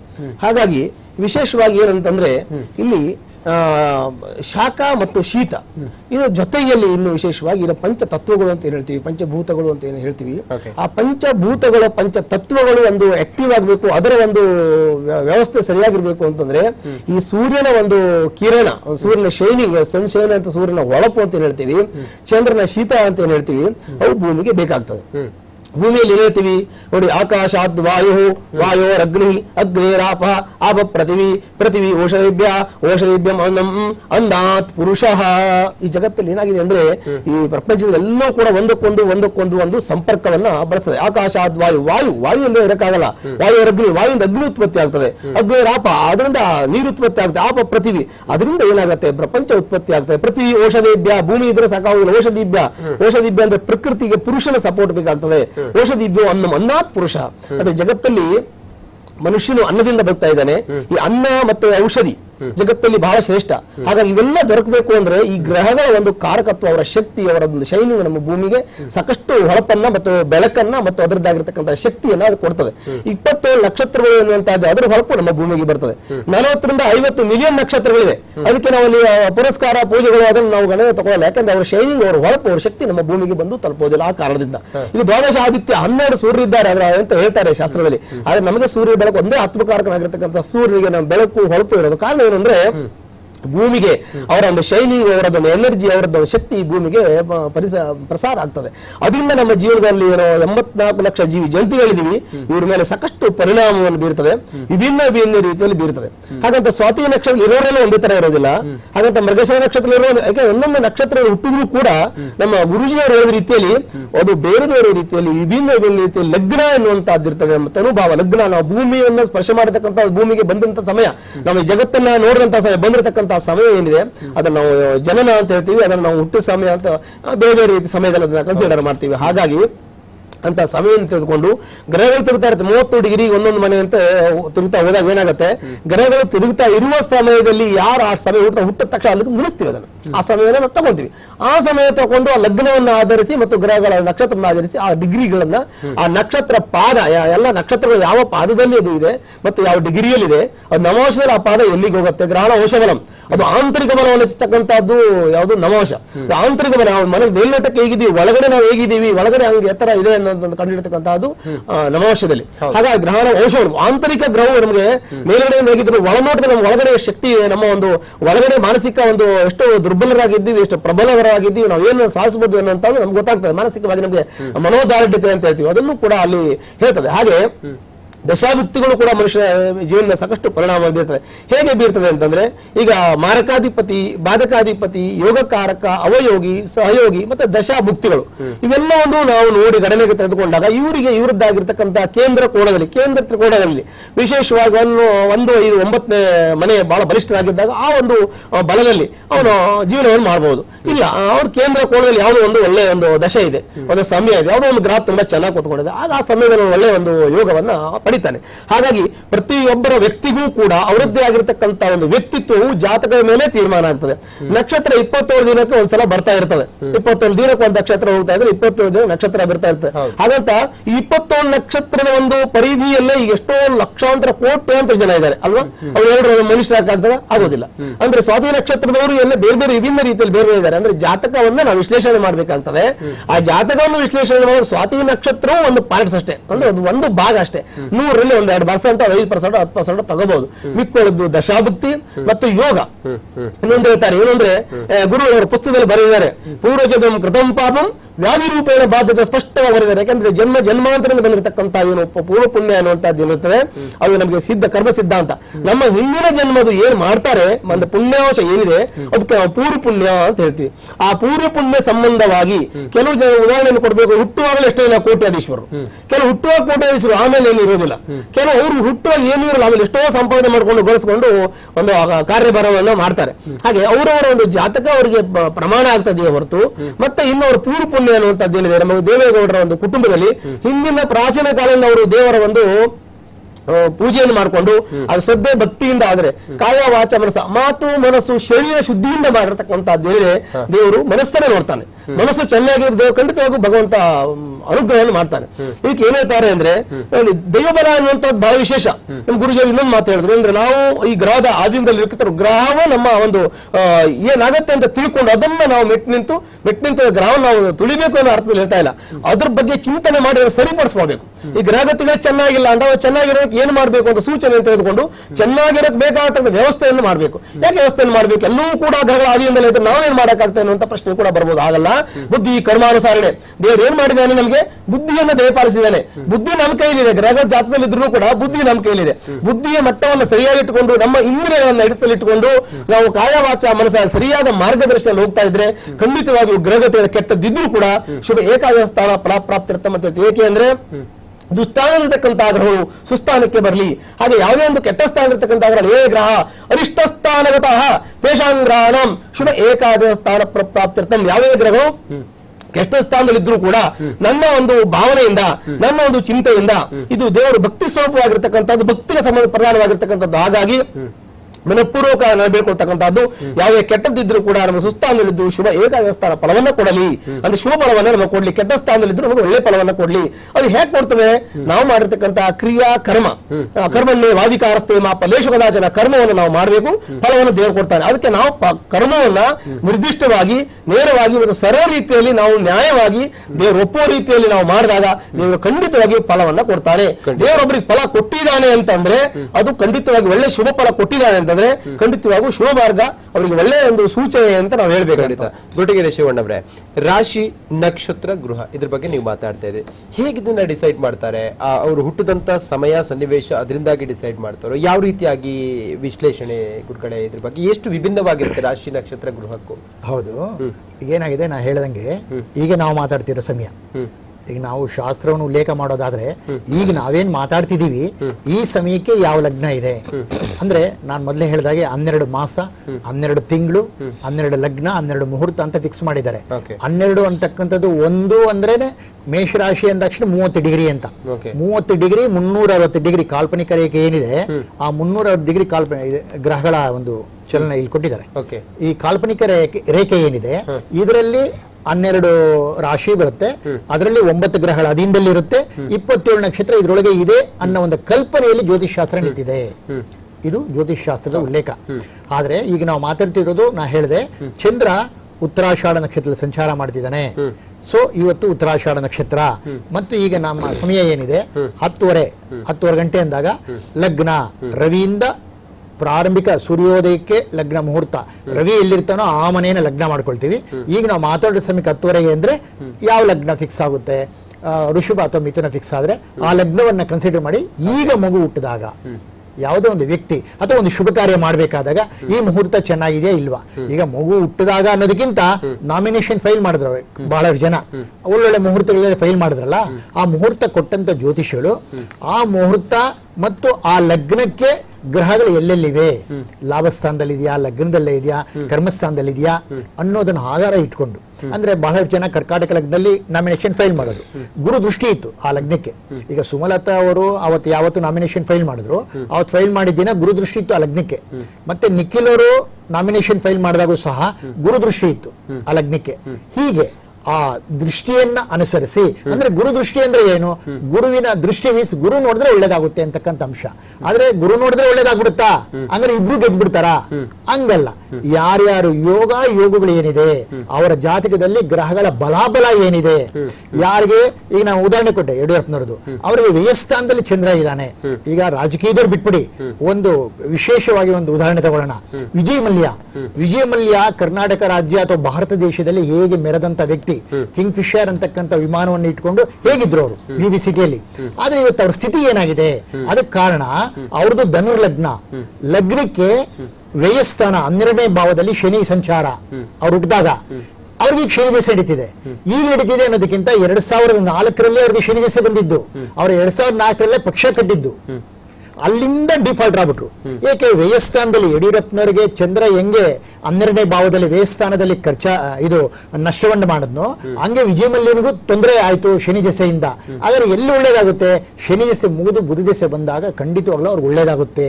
ಹೀಗೆ ಒಂದೊಂದು ವ್ಯಕ್ತಿಯನ್ನ ನಾವು ತಗೊಂಡಾಗ ಆ ಗ್ರಹಗಳ ಸ್ಥಿತಿಗತಿಯುತಿಯನ್ನ, ಕಾಲ ದೇಶ ವರ್ತಮಾನವನ್ನ ನಾವು ಅನುಸರಿಸಿದಾಗ ಪ್ರತಿಯೊಂದು ವ್ಯಕ್ತಿಯ ಬಗ್ಗೆ, ಪ್ರತಿಯೊಂದು ಗ್ರಹಗಳ ಬಗ್ಗೆ ಒಳ್ಳೆಯ ತಗೊಳ್ತೀನಿ. ಹೌದು, ಈ ಗೃಹಗತಿಗಳು ಎಷ್ಟು ಪ್ರಾಮುಖ್ಯ ಮನುಷ್ಯನ ಜೀವನದಲ್ಲಿ, ಏನೆಲ್ಲ ಪರಿಣಾಮ ಕಾರಣ ಆಗುತ್ತಿರೋದನ್ನ ಚರ್ಚೆ ಮಾಡಿದ್ವಿ. ಮುಂದಿನ ಭಾಗದಲ್ಲಿ ಚರ್ಚೆ ಮಾಡಬೇಕಾಗಿರೋದು ರೇವಣ್ಣ ಅವ್ರ ವಿಚಾರ. ನನ್ನದು ಸ್ವಾತಿ ನಕ್ಷತ್ರ, ನನಗೇನು ಕೂಡ ಕೆಡುಕಾಗೋದಿಲ್ಲ, ನನಗೆ ದೈವಬಲ ಇದೆ. ಕೊಟ್ಟಿಗೆರೆ ಶಿವಣ್ಣವರೇ, ರೇವಣ್ಣವರ ನಕ್ಷತ್ರ ಸ್ವಾತಿ ನಕ್ಷತ್ರ. ಸ್ವಾತಿ ನಕ್ಷತ್ರ ಇದೆ ನಂದು, ನನಗೆ ಯಾರು ಏನು ಕೆಡುಕು ಮಾಡಿದ್ರು ಕೂಡ ಅವರಿಗೆ ವಾಪಸ್ ಹೋಗುತ್ತೆ ಅಂತ ಹೇಳಿ ಸಾಧ್ಯನಾ ಇದು? ಅದು ಅವರ ಅಭಿಪ್ರಾಯ. ಅದು ಅವರ ಅಭಿಪ್ರಾಯ ನಿಜನೇ ಇರಬಹುದು. ಅವರು ಯಾಕೆ ಆ ಉದ್ದೇಶದಲ್ಲಿ ಹೇಳ್ತಿದ್ದಾರೆ ಅಂದ್ರೆ, ಅಥವಾ ಹೇಳಿದ್ದಾರೆ ಅಂದ್ರೆ, ಅವರು ಸಂಪೂರ್ಣವಾಗಿ ಜ್ಯೋತಿಷ್ಯದ ಆಗು ಹೋಗುಗಳು, ನಾ ಮೊದಲೇ ಹೇಳ್ದಂಗೆ ಚಲನವಲನ, ಯಾವಾಗ ಏನಾಗುತ್ತೆ, ಏನ್ ಮಾಡಬೇಕು, ಏನ್ ಮಾಡಬಾರ್ದು, ನಾವು ಎಷ್ಟು ಮಾತ್ರ ರಕ್ಷಣೆಯಲ್ಲಿ ಇರಬೇಕು, ರಕ್ಷಣೆ ತಗೊಬೇಕು ಅಂತಕ್ಕಂಥ ಎಲ್ಲ ಮುನ್ಸೂಚನೆಗಳನ್ನ ತಗೊಂಡಿದ್ದಾರೆ. ಅಂದ್ರೆ ಈಗ IT ರೈಡ್ ಆಯ್ತು. IT ರೈಡ್ ಆಗೋದು ಮೊದಲೇ ಕುಮಾರಸ್ವಾಮಿ ಅವ್ರಿಗೆ ಗೊತ್ತಾಗಿತ್ತು, ಅವರು ಮೊದಲೇ ಅನೌನ್ಸ್ ಮಾಡ್ಬಿಟ್ಟಿದ್ರು. ಸೊ ಎಚ್ಚೆತ್ಕೊಬಹುದು. ಹಾಗೆ ಜ್ಯೋತಿಷ್ಯ ಜೀವನ ರೂಪಿಸ್ಕೊಳ್ಳೋಕೆ ಸಹಾಯ ಮಾಡುತ್ತೆ ಅಂತ ನಮ್ಮ ಪ್ರತಿ ಸಾರಿ ಅದೇ ಹೇಳ್ತೀನಿ. ನಮ್ಮ ಜೀವನ ನಾವು ರೂಪಿಸ್ಕೊಬಹುದು, ಬರ್ತಕ್ಕಂಥ ಅವಘಡಗಳನ್ನ ಮುಂದೂಡೋದಕ್ಕೆ ಜ್ಯೋತಿಷ್ಯ ಸಹಾಯ ಮಾಡುತ್ತೆ. ಹಾಗೆ ಅವರಿಗೆ ಯಾರೂ ಏನು ಮಾಡಕ್ಕಾಗಲ್ಲ. ಯಾಕೆ ಅಂದ್ರೆ ಸ್ವಾತಿ ನಕ್ಷತ್ರ ಅಂದ್ರೆ ರೇವಣ್ಣವ್ರು ಮಾತ್ರ ಹಂಗೆ ಹೇಳೋದು, ಅಥವಾ ತುಲಾ ರಾಶಿಗೆ 60 ಕೋಟಿ ಜನ ಬರ್ತಾರೆ. ತುಲಾ ರಾಶಿಗೆ 60 ಕೋಟಿ ಜನ ಬರ್ತಾರೆ. ಸ್ವಾತಿ ನಕ್ಷತ್ರದಲ್ಲಿ ಕಡೆ ಪಕ್ಷ ಅಂದ್ರೆ 15 ಕೋಟಿ ಜನ ಹುಟ್ಟಿರ್ತಾರೆ. ಆದ್ರೆ ಸ್ವಾತಿ ನಕ್ಷತ್ರ 24 ಗಂಟೆ ಇರುತ್ತೆ. ನಾವು 24 ಗಂಟೆನ ಒಂದೊಂದು ಪಾದ ಅಂತ 6 ಗಂಟೆಗೆ ಒಂದೊಂದು ಪಾದ ಅಂತ ಡಿವೈಡ್ ಮಾಡ್ಬಿಡ್ತೀವಿ. ರೇವಣ್ಣ ಅವರು ಸ್ವಾತಿ ನಕ್ಷತ್ರ 2ನೇ ಪಾದದಲ್ಲಿ ಹುಟ್ಟಿದ್ದಾರೆ. ಆ 2ನೇ ಪಾದಕ್ಕೆ ಅಧಿಪತಿ ಬೇರೆ ಇರ್ತಾರೆ, ಶನಿ ಅಥವಾ ಗುರು ಅಥವಾ ಕುಜ ಈ ರೀತಿ ಇರುತ್ತೆ. ಸೊ ಹೀಗೆ ಇದನ್ನೇ ಬಿಡಿಸಿ ಹೇಳಿದ್ರೆ ಬಹಳ ವಿಶಾಲವಾದ ಸಬ್ಜೆಕ್ಟ್ ಆಗ್ಬಿಡುತ್ತೆ, ಅದಕ್ಕೆ ಸಮಯ ಸಾಕಾಗಲ್ಲ. ಈಗ ಸಂಕ್ಷಿಪ್ತವಾಗಿ ಹೇಳೋದಾದ್ರೆ ಸ್ವಾತಿ ನಕ್ಷತ್ರ ಯಾರು ಏನು ಮಾಡಕ್ಕಾಗಲ್ಲ ಅಂತ ಯಾಕೆ ಅವರು ಅಷ್ಟು ಧೈರ್ಯವಾಗಿ ಹೇಳ್ತಿದ್ದಾರೆ ಅಂದ್ರೆ ಜೊತೆಲಿ ಗುರು ಇದೆ. ಅವರ ಸ್ವಾತಿ ನಕ್ಷತ್ರದಲ್ಲಿ ಚಂದ್ರ ಸಂಚಾರ ಮಾಡ್ತಿದ್ದಾನೆ, ಅವ್ರ ಲಗ್ನಕ್ಕೆ ಚಂದ್ರ 12ರಲ್ಲಿದ್ದಾನೆ, ಜೊತೆಲಿ ಗುರು ಅವರಿಗೆ ಗಜಕೇಸರಿ ಯೋಗ 12ನೇ ಮನೇಲಿ ಉಂಟಾಗಿದೆ. ಜೊತೆಲಿ ಸ್ವಾತಿ ನಕ್ಷತ್ರ ನಾನು ಮೊದಲೇ ಹೇಳಿದಾಗೆ ರಾಹು ನಕ್ಷತ್ರ. ರಾಹು ನಕ್ಷತ್ರ ಅಂದಾಕ್ಷಣಿಗೆ ರಾಹುನು ಜೊತೆಲೇ ಇದ್ದಾನೆ, ಚಂದ್ರನ ಜೊತೆನೆ ರಾಹುನು ಇದ್ದಾನೆ, ಮತ್ತೆ ಗುರು ರಾಹು ಚಾಂಡಾಲ ಯೋಗ ಉಂಟಾಗಿದೆ. ಅವರಿಗೆ 12ನೇ ಭಾವದಲ್ಲಿ ಎಷ್ಟೆಲ್ಲ ಯೋಗಗಳು ಫಾರ್ಮೇಶನ್ ಆಗಿದೆ ಅಂದ್ರೆ ಬೆಡ್ ಕಂಫರ್ಟ್ಸ್ ಅಂತ ನಿದ್ರಾಸ್ಥಾನ ಅಥವಾ ಏನ್ ಬೆಡ್ ಕಂಫರ್ಟ್ಸ್ ಅಥವಾ ವೇಸ್ಥಾನ ಅಂತ ಹೇಳ್ತೀವಿ. ವೇಸ್ಥಾನದಲ್ಲಿ ಬಹಳಷ್ಟು ಯೋಗಗಳು ಫಾರ್ಮೇಶನ್ ಆಗಿದೆ. ಯಾರ್ಯಾರು? ಗುರು ರಾಹು ಚಂದ್ರ ಇರೋದ್ರಿಂದ ಗುರು ಚಂದ್ರ ಗಜಕೇಸರಿ ಯೋಗ, ಮತ್ತೆ ಗುರು ರಾಹು ಚಾಂಡಾಲ ಯೋಗ, ಹೀಗೆ ಬಹಳಷ್ಟು ಯೋಗಗಳು ಅವರಿಗೆ ಅಲ್ಲಿ ಫಾರ್ಮೇಶನ್ ಆಗಿರೋದ್ರಿಂದ ಗುರು ಖಂಡಿತವಾಗ್ಲೂ ಎಲ್ಲಾರನ್ನೂ ಕಾಪಾಡ್ತಾನೆ. ಗುರುಬಲ ಇರ್ಲಿ ಇಲ್ಲದೆ ಹೋಗ್ಲಿ. ಈಗ ನೋಡಿ, ಇವತ್ತು ನಾವು ಮಾತಾಡ್ತಿರೋ ಸಮಯಕ್ಕೆ ನಿನ್ನೆ ರಾತ್ರಿ 8 ಗಂಟೆಗೆ ವೃಶ್ಚಿಕ ರಾಶಿಯಲ್ಲಿದ್ದಂತ ಗುರು ಧನಸು ರಾಶಿಗೆ ಪರಿಭ್ರಮಣ ಆಗಿದೆ, ಮುಂದಕ್ಕೆ ಹೋಗಿದೆ. ರವಿಯಿಂದ ಯಾವುದೇ ಒಂದು ಗ್ರಹ ದೂರ ಆಗಿದ ತಕ್ಷಣ ಅದು ಪರಿಭ್ರಮಣ, ಅದು ಏನು ಮಂದಗತಿ ಆಗುತ್ತೆ ಅಥವಾ ಮುಂದೆ ಹೋಗುತ್ತೆ ಅಥವಾ ಹಿಂದೆ ಬರುತ್ತೆ ಅಂತ, ಅಂದ್ರೆ ರೆಟ್ರೋ ವಕ್ರಿ ಆಗುತ್ತೆ ಅಂತ ನಮ್ಮ ಜ್ಯೋತಿಷ್ಯದಲ್ಲಿ ಉಲ್ಲೇಖ ಇದೆ. ಜೊತೆಲಿ ಯಾವುದೇ ಒಂದು ವ್ಯಕ್ತಿಗೆ ಯಾವುದೇ ಒಂದು ಜಾತಕ ಯಾರ್ಯಾರಿಗಿದೆ ಆ ಲಗ್ನಕ್ಕೆ ಗುರು ಎಲ್ಲಿದ್ದಾನೆ ಅನ್ನೋದ್ರ ಮೇಲೆ ಎಲ್ಲರೂ ಜೀವನ ನಿಂತಿರುತ್ತೆ. ಯಾರಿಗೆ ಗುರು ಕೇಂದ್ರ ಸ್ಥಾನದಲ್ಲಿ ಇರ್ತಾನೆ ಅವ್ರು ಮಾತ್ರ ಸಮಾಜಕ್ಕೆ ಎದುರ್ತಾರೆ. ಅಯ್ಯೋ ಅವ್ರೇನನ್ಬಿಡ್ತಾರೋ ಇವ್ರೇನನ್ಬಿಡ್ತಾರೋ, ಮಾನ ಮರ್ಯಾದೆಗೆ ಪಟ್ಟಾಣಪ್ಪ ಅಂತ ಭಯ ಪಡ್ತಕ್ಕಂಥ ಜನ ಯಾರಿದ್ದಾರೆ ಇವತ್ತು ಸಮಾಜದಲ್ಲಿ, ಅವ್ರಿಗೆ ಗುರು ಕೇಂದ್ರದಲ್ಲಿ ಇರ್ತಾನೆ. ಯಾರಿಗೆ ಗುರು ಕೇಂದ್ರದಲ್ಲಿ ಇರಲ್ಲ ಅವ್ರು ಯಾರು ಸಮಾಜಕ್ಕೆ ಎದುರಲ್ಲ. ಏನಾಗುತ್ತೆ ಬಿಡು ಅಂತಕ್ಕಂಥ ಮನೋಭಾವನೆಯನ್ನು ಗುರು ಕೊಡ್ತಾನೆ. ಅದನ್ನ ನಾವು ಒಟ್ಟಾರೆಯಾಗಿ ಒಂದು ವ್ಯಕ್ತಿಯ ಜಾತಕವನ್ನ ಪರಿಶೀಲನೆ ಮಾಡಬೇಕಾದ್ರೆ ಲಗ್ನ ಏನಾಗಿದೆ, ರವಿ ಏನಿದೆ, ಚಂದ್ರ ಎಲ್ಲಿದ್ದಾನೆ, ಗುರು ಎಲ್ಲಿದ್ದಾನೆ ಅನ್ನೋದ್ರ ಮೇಲೆ ನೋಡಿ. ಅವರ ಇಡೀ ಕುಟುಂಬದ ವ್ಯವಸ್ಥೆಯಲ್ಲಿ, ರೇವಣ್ಣ ಅವ್ರ ಕುಟುಂಬದ ವ್ಯವಸ್ಥೆಯಲ್ಲಿ ನಾವು ನೋಡಿದಾಗ ಅವ್ರ ಮಗನ ಜಾತಕ ನೋಡಿದೀನಿ, ಅವ್ರ ಜಾತಕ, ಕುಮಾರಸ್ವಾಮಿ ಜಾತಕ, ಅನಿತಾ ಕುಮಾರಸ್ವಾಮಿ ಜಾತಕ, ನಿಖಿಲ್ ಕುಮಾರಸ್ವಾಮಿ ಜಾತಕ, ದೇವೇಗೌಡ ಜಾತಕ ಪರಿಶೀಲನೆ ಮಾಡಿದ್ರೆ ಅವರ ಯೋಗಗಳು ಈ ಕಾಲದಲ್ಲಿ ಎಷ್ಟು ಚೆನ್ನಾಗಿದೆ ಅಂದ್ರೆ, ಶುಕ್ರ ಪ್ರತಿಯೊಬ್ಬರಿಗೂ ಇಂಡಿಪೆಂಡೆಂಟ್ ಆಗಿ ಶುಭ್ರನಾಗಿ ಬಹಳಷ್ಟು ಚೆನ್ನಾಗಿದ್ದಾನೆ. ಶುಕ್ರ ಅಂತಕ್ಕಂಥ ಗ್ರಹ ಬಹಳ ಚೆನ್ನಾಗಿರೋದ್ರಿಂದ ಅವರೆಲ್ಲರೂ ಆರಾಮ್ಸೆ ಇದ್ದಾರೆ. ಅಂದ್ರೆ ಅವರೆಲ್ಲ ಕೇಳ್ಕೊಂಡ್ ಬಂದಿದ್ದಾರೆ ಅಂತ. ಪೂರ್ವಾರ್ಜಿತ ಕರ್ಮಫಲ ಅಂದ್ರೆ ಗ್ರಹಗಳಿಂದಲೇ ಯವು, ಗ್ರಹಗಳಿಂದಲೇ ಪರವು, ಗ್ರಹಗಳಿಂದಲೇ ಸಕಲ ಸಂಪದವು ಲೋಕಕ್ಕೆ, ಗ್ರಹಗಳೇ ಮಾಣಿಕ್ಯ ಸರ್ವಜ್ಞ ಅಂತ ಹೇಳುವುದು. ಅಂದ್ರೆ ಆ ಗ್ರಹ ಪ್ರಾದೇಶಿಕ ಪಕ್ಷದವರು ಪ್ರಧಾನಿ ಆಗ್ತಾರೆ, ಅವರು ಪ್ರಾದೇಶಿಕ ಪಕ್ಷದವರು ಮುಖ್ಯಮಂತ್ರಿ ಆಗ್ತಾರೆ, 38 ಸೀಟ್. ಹೌದೌದು. ಯಾಕೆ ಈ ಯೋಗ ಅವ್ರಿಗೆ ಮಾತ್ರನೇ ಇದೆ ಅಂತ. ಅವ್ರು ಇನ್ನು ನಾವು ಇತರೆ ಕುಟುಂಬಗಳನ್ನು ನೋಡಿದಾಗ ಅಥವಾ ಇತರೆ ರಾಜಕೀಯ ವ್ಯಕ್ತಿಗಳನ್ನು ನೋಡಿದಾಗ ಅಥವಾ ರಾಜಕೀಯ ಬಿಟ್ಬಿಟ್ಟು ಬೇರೆ ಇತರೆ ಯಾವುದೇ ಒಂದು ವ್ಯಕ್ತಿ, ಅವರು ಉದ್ಯೋಗಿಗಳ ಇರ್ಬೋದು, ಉದ್ಯಮಿಗಳಿರ್ಬೋದು, ಕಲಾವಿದರಿರ್ಬೋದು, ಮತ್ತೆ ಸಾಮಾಜಿಕ ವ್ಯವಸ್ಥೆಯಲ್ಲಿ ಇರ್ತಕ್ಕಂಥ ವ್ಯಕ್ತಿ ನೋಡಿದಾಗ, ಈಗ ವಿಜಯ್ ಮಲ್ಯ ತಗೊಳ್ಳಿ ನೋಡಿ, ಆ ಯೋಗ ಇಲ್ಲ. ಅದೇ ಅವನ್ಯಾರೋ ನೀರವ್ ಮೋದಿ, ಅವನಿಗಿಲ್ಲ. ಹೀಗೆ ಆ ಯೋಗಗಳು ಏನಿದೆ ಆ ಕೆಲವರಿಗೆ ಮಾತ್ರ ಬರಕ್ ಸಾಧ್ಯ ಅಂತ. ಅದ್ರ ತಕ್ಕಂತೆ ಆ ಗ್ರಹಗಳ ಸ್ಥಿತಿ ಗತಿ ಯುತಿಯನ್ನು ಅನುಸರಿಸಿ ಅವರೆಲ್ಲರ ಜೀವನ ನಡೀತಾ ಇದೆ. ಅವ್ರು ಅದೇ ರೀತಿ ಹೋಗ್ತಿದ್ದಾರೆ. ಆ ಗ್ರಹಗಳನ್ನ ಮೀರಿ ದೈವ ಬಲಕ್ಕೆ ಅವರು ಪಾತ್ರರಾಗಿ ದೈವಾನುಗ್ರಹದಿಂದ ಅವರಿಗೆ ಬದುಕ್ತಿದ್ದಾರೆ ಅಂತ ಖಂಡಿತವಾಗಿ ಹೇಳ್ಬೋದು. ಖಂಡಿತ ಮಾತಾಡ್ತೀನಿ. ಮಂಜುನಾಥ್ ಕಡೆ ಇಲ್ಲಿ ಬಹಳ ಸ್ಪಷ್ಟವಾಗಿ ಹೇಳ್ತಾ ಇದ್ರು, ಯಾಕೆ ರೇವಣ್ಣ ಅವರು ನನಗೆ ಯಾರು ಕೂಡ ಏನ್ ಮಾಡ್ಲಿಕ್ಕಾಗಲ್ಲ, ಮಾಟ ಮಂತ್ರ ನಂಗೆ ತಟ್ಟೋದಿಲ್ಲ ಅಂತೇಳಿ ಹೇಳ್ತಾರೆ. ಕೇವಲ ಒಂದು ಸ್ವಾತಿ ನಕ್ಷತ್ರವನ್ನು ಆಧಾರ ಇಟ್ಕೊಂಡು ಹೇಳ್ತಾರೆ, ನಂದು ಸ್ವಾತಿ ನಕ್ಷತ್ರ ಅಂತೇಳಿ. ಯಾಕೆ ಹೇಳಿ ಒಂದು ವಿಚಾರ, ನಾವು ಯಾವುದೋ ಒಂದು ಉದಾಹರಣೆಯನ್ನ ಸಮಾಜಕ್ಕೆ ಕೊಡ್ಬೇಕಾಗ್ತದೆ. ನಾವೀಗ ನಮ್ಮ ಒಳಗಡೆ ಏನೋ ಸಮಸ್ಯೆಗಳಿರುತ್ತೆ. ನನ್ನ ಭದ್ರತೆ, ನನ್ನ 100 ಪೂಜೆಗಳನ್ನು ಮಾಡಿಸಿರ್ತೀನಿ. ಆಗ 100 ಕಡೆ ಪೂಜೆ ಮಾಡಿದ್ರೆ ದೇವರನ್ನು ಕಾಪಾಡ್ತಾರೆ ಅಂತ ಅದನ್ನು ನಾವು ಬಂದು ಸಮಾಜದ ಎದುರು ಹೇಳೋದಕ್ಕಾಗಲ್ಲ. ನಂಬಿಕೆ. ಈಗ ಒಂದು ನಾವು ನಮ್ಮ ನಕ್ಷತ್ರ ನಾವು ಹೇಳ್ತೀವಿ, ಈ ನಕ್ಷತ್ರವರು ನಮ್ಗೆ ಯಾವ್ದೋ ಉದಾಹರಣೆಯನ್ನು ವ್ಯಾವಹಾರಿಕವಾಗಿ ಸಮಾಜ ಕೊಡ್ಬೇಕಾಗ್ತದೆ. ಆ ಉದ್ದೇಶ ಇಟ್ಕೊಂಡು ಸ್ವಾತಿ ನಕ್ಷತ್ರ ನಂದು, ನನಗೇನು ತೊಂದರೆ ಆಗೋದಿಲ್ಲ, ಯಾರೇನು ಮಾಡೋದಕ್ಕಾಗೋದಿಲ್ಲ ಅನ್ನೋ ಉದಾಹರಣೆ ವ್ಯವಸ್ಥೆಗೆ ಸಂಬಂಧಪಟ್ಟು ಅಂದ್ರೆ ಸಮಾಜಕ್ಕೆ ಹೇಳ್ಬೇಕು ಅನ್ನೋ ಉದ್ದೇಶವನ್ನು ಇಟ್ಕೊಂಡು ಹೇಳಿದ್ದಾರೆ ಹೊರತು ಸ್ವಾತಿ ನಕ್ಷತ್ರ ಹುಟ್ಟುವಂತಹ ವ್ಯಕ್ತಿಗಳ ಗುರುಗಳು ಹೇಳಿದಂಗೆ 6 ಕೋಟಿ ಜನ 8 ಕೋಟಿ ಜನಕ್ಕೂ ಮಂತ್ರಿಗಳಾಗೋದಾಗ್ಲಿ MLA ತತ್ಸಮಾನ ಹುದ್ದೆಯಲ್ಲಿ ಯಾರು ಇರೋದಕ್ಕೆ ಆಗೋದಿಲ್ಲ. ಇದು ಒಂದು ಉದಾಹರಣೆ ಅಷ್ಟೇ ತಗೋಬೇಕಾಗ್ತದೆ ನಾವು. ಅದಕ್ಕೆ ಹಿನ್ನೆಲೆಯಾಗಿ ಎಷ್ಟೋ ದೇವಸ್ಥಾನಗಳಿಗೆ ಹೋಗಿರ್ತಾರೆ, ಎಷ್ಟೋ ತಿರುದ್ರ ಯಾಗವನ್ನು ಮಾಡಿರ್ತಾರೆ, ಚಂಡಿಕಾ ಯಾಗವನ್ನು ಮಾಡಿರ್ತಾರೆ, ದೇವರ ಅನುಗ್ರಹ ಪಾತ್ರರಾಗಿರ್ತಾರೆ. ಯಾಕೆ ಅಂದ್ರೆ ನಮ್ಮ ಪೂರ್ವ ಪುಣ್ಯವನ್ನು ವೃದ್ಧಿ ಮಾಡ್ಕೊಂತಾರೆ. ನಾವು ಮಾಡಿರ್ತಕ್ಕಂಥ ಯಾವುದೇ ಒಂದು ಕಷ್ಟಾರ್ಜಿತ ನಾವು ಮಾಡಿರ್ತಕ್ಕಂಥ ಸಂಪಾದನೆ ಇದೆ, ಅದನ್ನ ಧರ್ಮಕ್ಕೋಸ್ಕರ, ಧಾರ್ಮಿಕ ಕಾರ್ಯಕ್ರಮಕ್ಕೋಸ್ಕರವಾಗಿ ಅವರು ಅದನ್ನ ವ್ಯಯವನ್ನು ಮಾಡ್ತಾರೆ. ಎಷ್ಟೋ ಪರಿಶ್ರಮ ಪಟ್ಟು ಸಂಪಾದನೆ ಮಾಡ್ತಕ್ಕ ಅಂಶವನ್ನ ದೇವರಿಗೆ ಧರ್ಮಕ್ಕೆ ಅಂತ ಕೊಟ್ಟಾಗ ಏನಾಗುತ್ತೆ, ಏನೇ ಆದ್ರೂ ನಾವು ಒಂದು ಉದಾಹರಣೆ ಕೊಡ್ತೇವೆ. ತಿರುಪತಿ ನಾವು ಹೋಗ್ತೀವಿ ಅಂತ ಇಟ್ಕೊಳ್ಳಿ, ತಿರುಪತಿ ಅವನು ಇದೇ ಇಲ್ಲ, ಭಕ್ತಿನೇ ಇಲ್ಲದೆ ತಿರುಪತಿ ಹೋಗ್ತಾರೆ, ಅವ್ರಿಗೂ ಪುಣ್ಯ ಬರ್ತದೆ. ಹೇಗೆ ಬರ್ತದೆ ಅಂದ್ರೆ ಇಲ್ಲಿ ಹೋಗಿರ್ತಾರಲ್ಲ ಕಷ್ಟಪಟ್ಟು, ಅದಕ್ಕೆ ಪುಣ್ಯ ಬರ್ತದೆ, ಭಕ್ತಿ ಇಲ್ಲ ಅಂದ್ರೂ ಕೂಡ. ಹಾಗಾಗಿ ಈ ಉದಾಹರಣೆಯಿಂದ ನಾವು ವ್ಯಾವಹಾರಿಕವಾಗಿ ಸ್ವಾತಿ ನಕ್ಷತ್ರ ನನಗೇನೋ ಏನು ಮಾಡೋದಕ್ಕಾಗೋದಿಲ್ಲ ಅಂತ ಇದು ಸಮಾಜದ ಮುಖಕ್ಕೆ ಹೇಳ್ಬೇಕೇ ಹೊರತು ಈ ನಕ್ಷತ್ರ ರಕ್ಷಣೆ ಮಾಡ್ತದೆ. ನಕ್ಷತ್ರ ಮಹತ್ವ ಇರುತ್ತದೆ, ಇಲ್ಲ ಅಂತಲ್ಲ, ಅದು ಕೇವಲ ಸ್ವಲ್ಪ ಮಾತ್ರ ಇರ್ತದೆ. ಅದಕ್ಕೆ ಸಂಬಂಧಪಟ್ಟಂತಹ ಗ್ರಹ ಗತಿಗಳು, ಗ್ರಹ ಯುತಿಗಳು, ಮತ್ತೆ ಗ್ರಹ ಕಾರಕತ್ವಗಳು, ಮತ್ತೆ ಅವರ ಪೂರ್ವ ಪುಣ್ಯಗಳು, ಅವ್ರು ಮಾಡಿರ್ತಕ್ಕಂತಹ ಧರ್ಮ ಕರ್ಮದ ಒಂದು ಲೇಪನಗಳು ಕೂಡ ಅದರ ಜೊತೆ ಇರ್ತದೆ. ಹಾಗೆ ಅವರು ಮಾಡತಕ್ಕ ಧರ್ಮೋ ರಕ್ಷಣೆ ರಕ್ಷತಾ ಅಂತ ಹೇಳಿ, ನಕ್ಷತ್ರ ರಕ್ಷಣೆ ಮಾಡ್ತಾರೆ ಅಂತ ಯಾರು ಹೇಳಿಲ್ಲ, ಗ್ರಹಗಳ ರಕ್ಷಣೆ ಮಾಡ್ತಾರೆ ಅಂತ ಕೂಡ ಹೇಳಿಲ್ಲ. ಗ್ರಹ ದೈವಾಧೀನಂ ಜಗತ್ಸರ್ವಂ ಮಂತ್ರ ಅಧೀನಂತು ದೈವತಂ ತನ್ಮಂತ್ರ ಬ್ರಾಹ್ಮಣಾಧೀನಂ ಬ್ರಾಹ್ಮಣವಾದಿ. ಜಗತ್ತಲ್ಲಿ ದೇವರು ಪ್ರತ್ಯಕ್ಷ ಕಾಣೋದಿಲ್ಲ, ಪರೋಕ್ಷ ಪ್ರಿಯಾಗಿದೆ ದೇವರುಗಳು ಕಾಣಿಸ್ಕೊಳ್ತಕ್ಕಂಥದ್ದು. ಈ ಬ್ರಹ್ಮಜ್ಞಾನ ಎನ್ನುವಂತಹದ್ದೇನಿದೆ, ಬ್ರಹ್ಮಜ್ಞಾನ ಅನ್ನುವಂತಹದ್ದು ಈ ಒಂದು ಧರ್ಮಶಾಸ್ತ್ರಕ್ಕೆ ಸಂಬಂಧಪಟ್ಟಂತಹ ಜ್ಞಾನ.